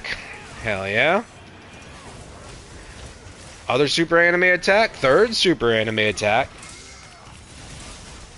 And they're all three different attacks. Beautiful.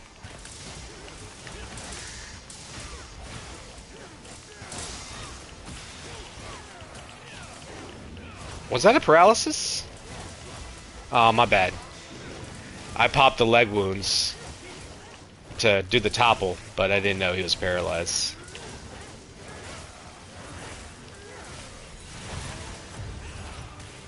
I got that tail. Oh, you got the wound, you bastard. I was already charging up on it before you even It's okay. decided to get the tail wound. Before you were even thinking about it. That's what that was. Man, I'd already started hitting that wound before you were even thinking about it. Touche. Touche, Captain.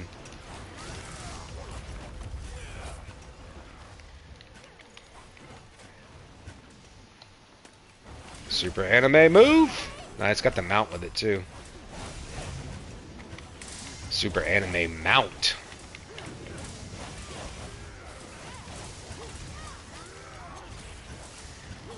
Wound number one. One. Do the wall bang, do the wall bang, do the wall bang. Come on. You know you want a wall bang. Oh, turn back around, you dipshit. You guys know about the wall bang mechanic on a mount?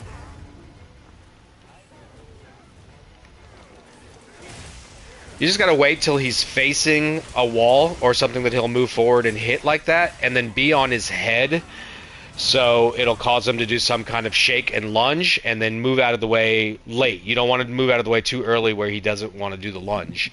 You want to wait till the camera's like focused in and all that stuff, and then it'll do the wall bang, and then that'll give you more time to finish up doing the mount or wounds and give your team a nice big animation that he can't be damage knocked out of when he's doing like the So it's really good, really powerful. Mounts are so powerful in this game. I love how that is, because in Wilds it was almost better not to get the mounts, you know. And in a lot of fights it was just like, don't even waste your time. Oh, jeez. Where is he?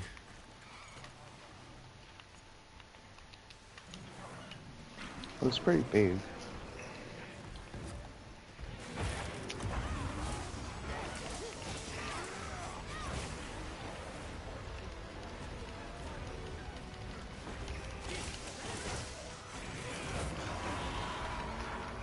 Didn't he just roar?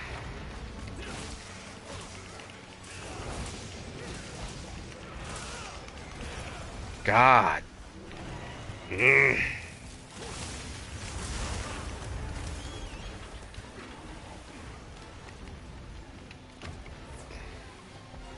I heard something that Gravius is kind of bugged too, that he's not, there's certain mechanics of his that's not working correctly.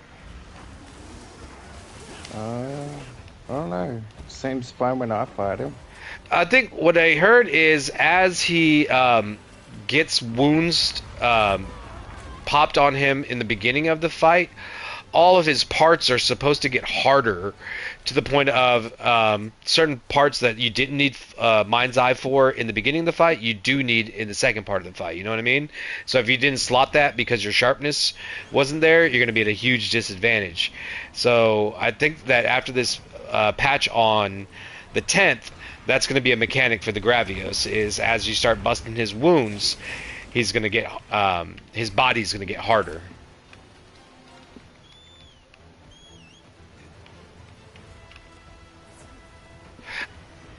I think what they were saying was certain parts that were supposed to get harder weren't. Like I think it's the underbelly, really, was what they were talking about. The underbelly stayed soft in the fight when it was supposed to get harder as well. Yeah, the underbelly's soft, very soft. Yeah, in the beginning of the fight I get it too, and I mean, yeah, I just thought that was the thing, but I think that's going to start to change where maybe after like the second... Oh no, I was too early. Second round of wounds, it might need Mind's Eye to be able to be hit, something like that.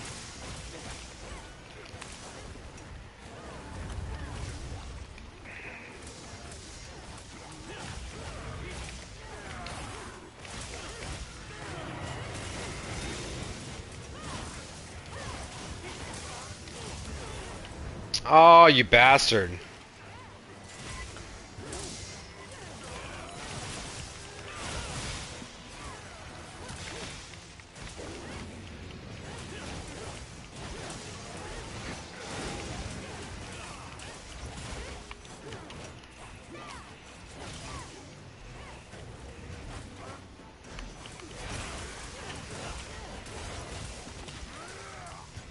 I wasn't lined up. Yes, it does. The L1. I keep forgetting to do it, but it's the exact thing I need to be doing.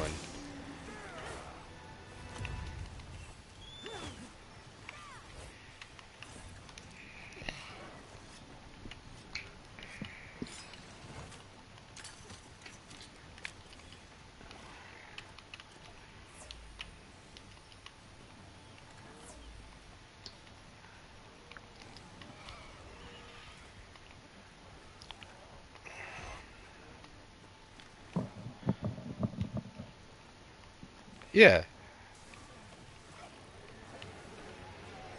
Yeah, me too. Me too. I love the way that move looks. I just always want to do it, you know? What are we fighting? Doshigama? No, Zero. Oh, Zulu. Where? There it is. I'm coming, I'm coming. Yeah, me too. But the way I like to do it is... I'm ready, by the way. It's still too fast. It is? Yeah. Alright, what weapon are you on, Zoe? bow. Why don't you try it next time? Or I guess it really depends on your weapon. Maybe some of them have slower animations where you can kind of time it easier. You're right. The Yeah, longsword well, one I is pretty think quick. it is the fastest one, I'm pretty sure. Which one? The longsword? Longsword, yes. Yeah. Okay, that makes sense.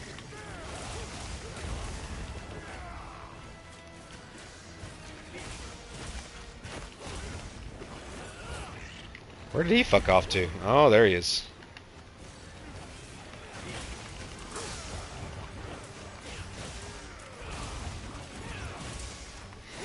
I love this monster for the longsword because, like, your longsword hits him every time. You can't swing and not hit him because his legs are so long, you know?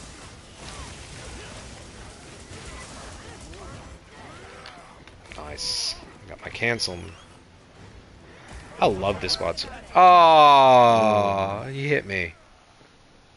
Let's hold hands. Let's hold hands. It's my first card of the stream. 8th overall cart since I got the game. I'm counting my carts, yes. Why? I don't know. OCD.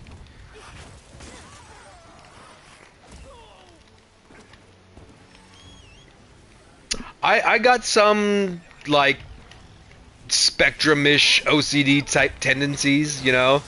Like, I'll tell you one that I don't really talk about with a lot of people because it's just stupid and silly, not that I'm embarrassed, but you know, like the old Sesame Street counting song, the 1, 2, 3, 4, 5, 6, 7, 8, 9, 10, 11, 12. You know that song? Does anybody know? No. Raven, do you know what I'm talking about? Yeah. And you know how, like, after a couple of renditions of it, it goes 1, 2, 3, 4, 5, 6, 7, 8, 9, 10, 11, 12. You know? So when I'm doing something like that, I kind of have to wait on, like filling up the water pitcher for my dogs because it's a big pitcher, and I have to sit there and stand for like 2 minutes as it gets heavier and heavier. I sing that shit to myself, you know, like 1, 2, 3, 4, 5, 6, 7, like in verses and like 8 or 9 times, and then like every third or fourth one I go 12. That's who you're dealing with. That's who your leader is. Go join another group if you don't like it.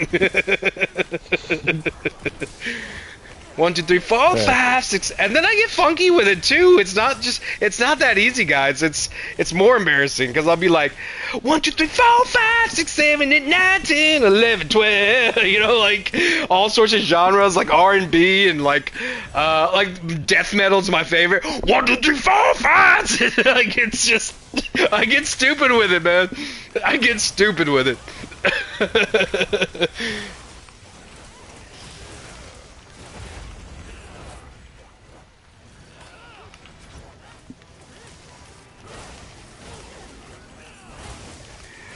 I think I've only hit R2, so I don't even know if I've done Helmbreakers or anything because I was telling my story.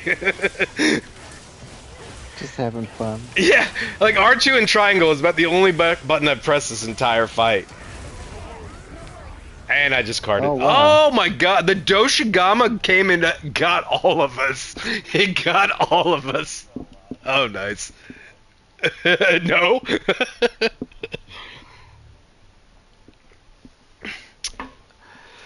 All right, well, that's cart number 9. My first double Ito. I'm glad you guys could be a part of it.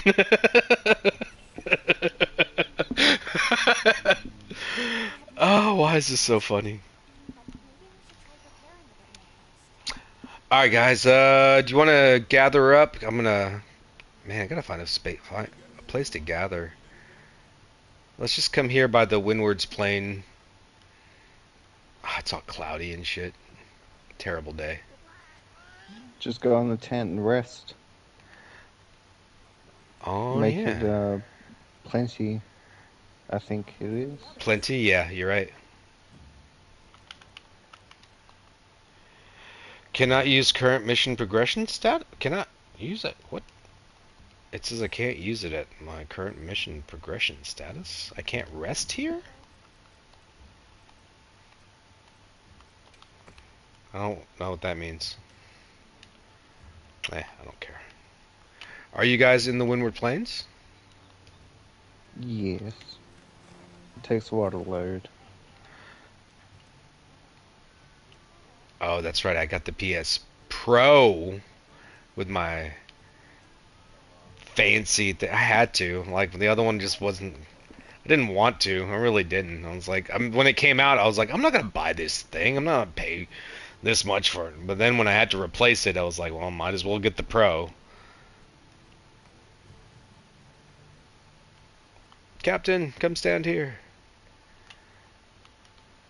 Where we... Where?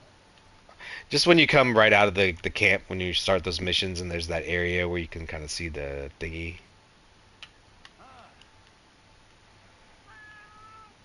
I cannot see you. No? No. Okay. You might be too far out. Oh, I guess if we're not in the same environment, if I go out of that area, yeah, here you guys are. Yeah, so if I go out there, but we're not in the same environment, then I'll disappear. I see. Well, I don't know. Let's test it out. Just come walk over here. Go over to this little ledge. And disappeared? Okay. I see. I see. Because you guys disappeared as well. That's crazy. It's like we're in the Matrix. Everybody, thanks for joining me again today. I had a lot of fun with this stream. Yeah, this is the build that is meta for like the next 2 days, but then there's going to be a bunch of changes, and it's not going to be the best build anymore. But in the next 2 days, if you are, again, if you have the let me do one thing, bro. I was going to show Raven. I know you don't like gore. I know you don't. But just look at this build. I promise you, you won't have any problems doing the damage check when you proc your antivirus. I'm in it right now. Because you do need to... I did craft a... oh, if you have one, a 25% weapon, you're good. Because you can have weakness 4 and still get 100% affinity. But what's going to happen here is your set bonus for Black Eclipse 2 is a really nice damage boost to Raw and Element. You're going to get your burst damage. You're going to get Agitator when it's working. It's got Divine Blessing. Take that off and put on Quick Sheath.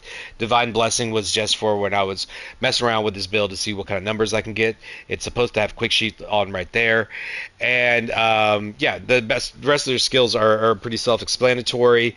Try this because when you just approach them and you proc your frenzy and then get the burst damage, your burst, your set bonus, and what else? Something else.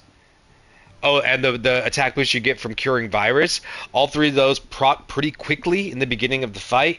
So getting to that damage threshold that you're talking about becomes kind of a breeze. And the hit effects of the Black Eclipse with the Dragon element just look cool as fuck. You'll really like it. Just try it, and if you don't like it, I get it. But it's. I thought the same thing that you were thinking with this build, that this might not be what I'm looking for, but it works surprisingly well. Surprisingly well. Anyways, thanks for joining me. Thanks for we got Zolar, Zoe, Solar, Talia, Raven. Thanks Durgan. Thanks Biggie. Thanks Kate. Thanks Kaito. Thanks Ikaru. Thanks Boy. Thanks everybody watching. And one more thing before we go. A lot of people are going to be new to Wilds, and this is going to be a really cool opportunity. We were just talking about it before with Techo about people on Reddit already being douchebags about hating wounds and things like that. Don't let anybody else's opinion of this game determine how you're going to feel about it. Find a good group like ours, Zero Feints, in the Discord. People who love this game. You're going to have the time of your life with this game. And that also goes along with certain other messages we like to push in our community. We're here to play this amazing game that we all geek out about, literally. We're all low on sleep, and we think about Burst and Coalescence and Maximum Might 29 hours out of the day. So in those situations, when you can find a community of these people, it's so awesome not to have, people that are racist and sexist and homophobes or bullies or whatever. Those people on online forums that really detract detract from having a wonderful gaming experience. So many of us played Monster Hunter solo, played with each other, found a solid group and a solid community that actually is respectful towards each other when it comes to these things. Not all of us like each other. There are some issues. Sometimes people do some things or say some things or be some ways that either need to be kicked out or just spoken to or whatever. But we're all in the same boat here. We're here to have a great time with each other, and who you are does not matter. Just don't be an asshole. And this is especially geared toward women gamers.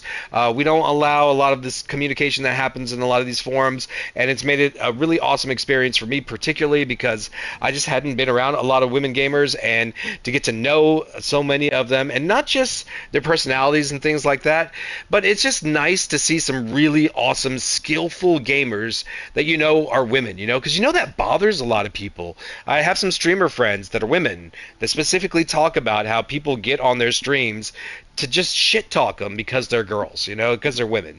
And so, I don't know, the fact that we have them and they're amazing and probably way better than you are, it just kind of makes me smile. Anyways, thanks for joining us. If you got those douchebags in your group, kick them out, say something. There needs to be a voice and not just people being assholes that scream louder than everybody else, because motherfucker, I can scream too. Anyways, thanks for joining me, and see ya. Wait. Vagina.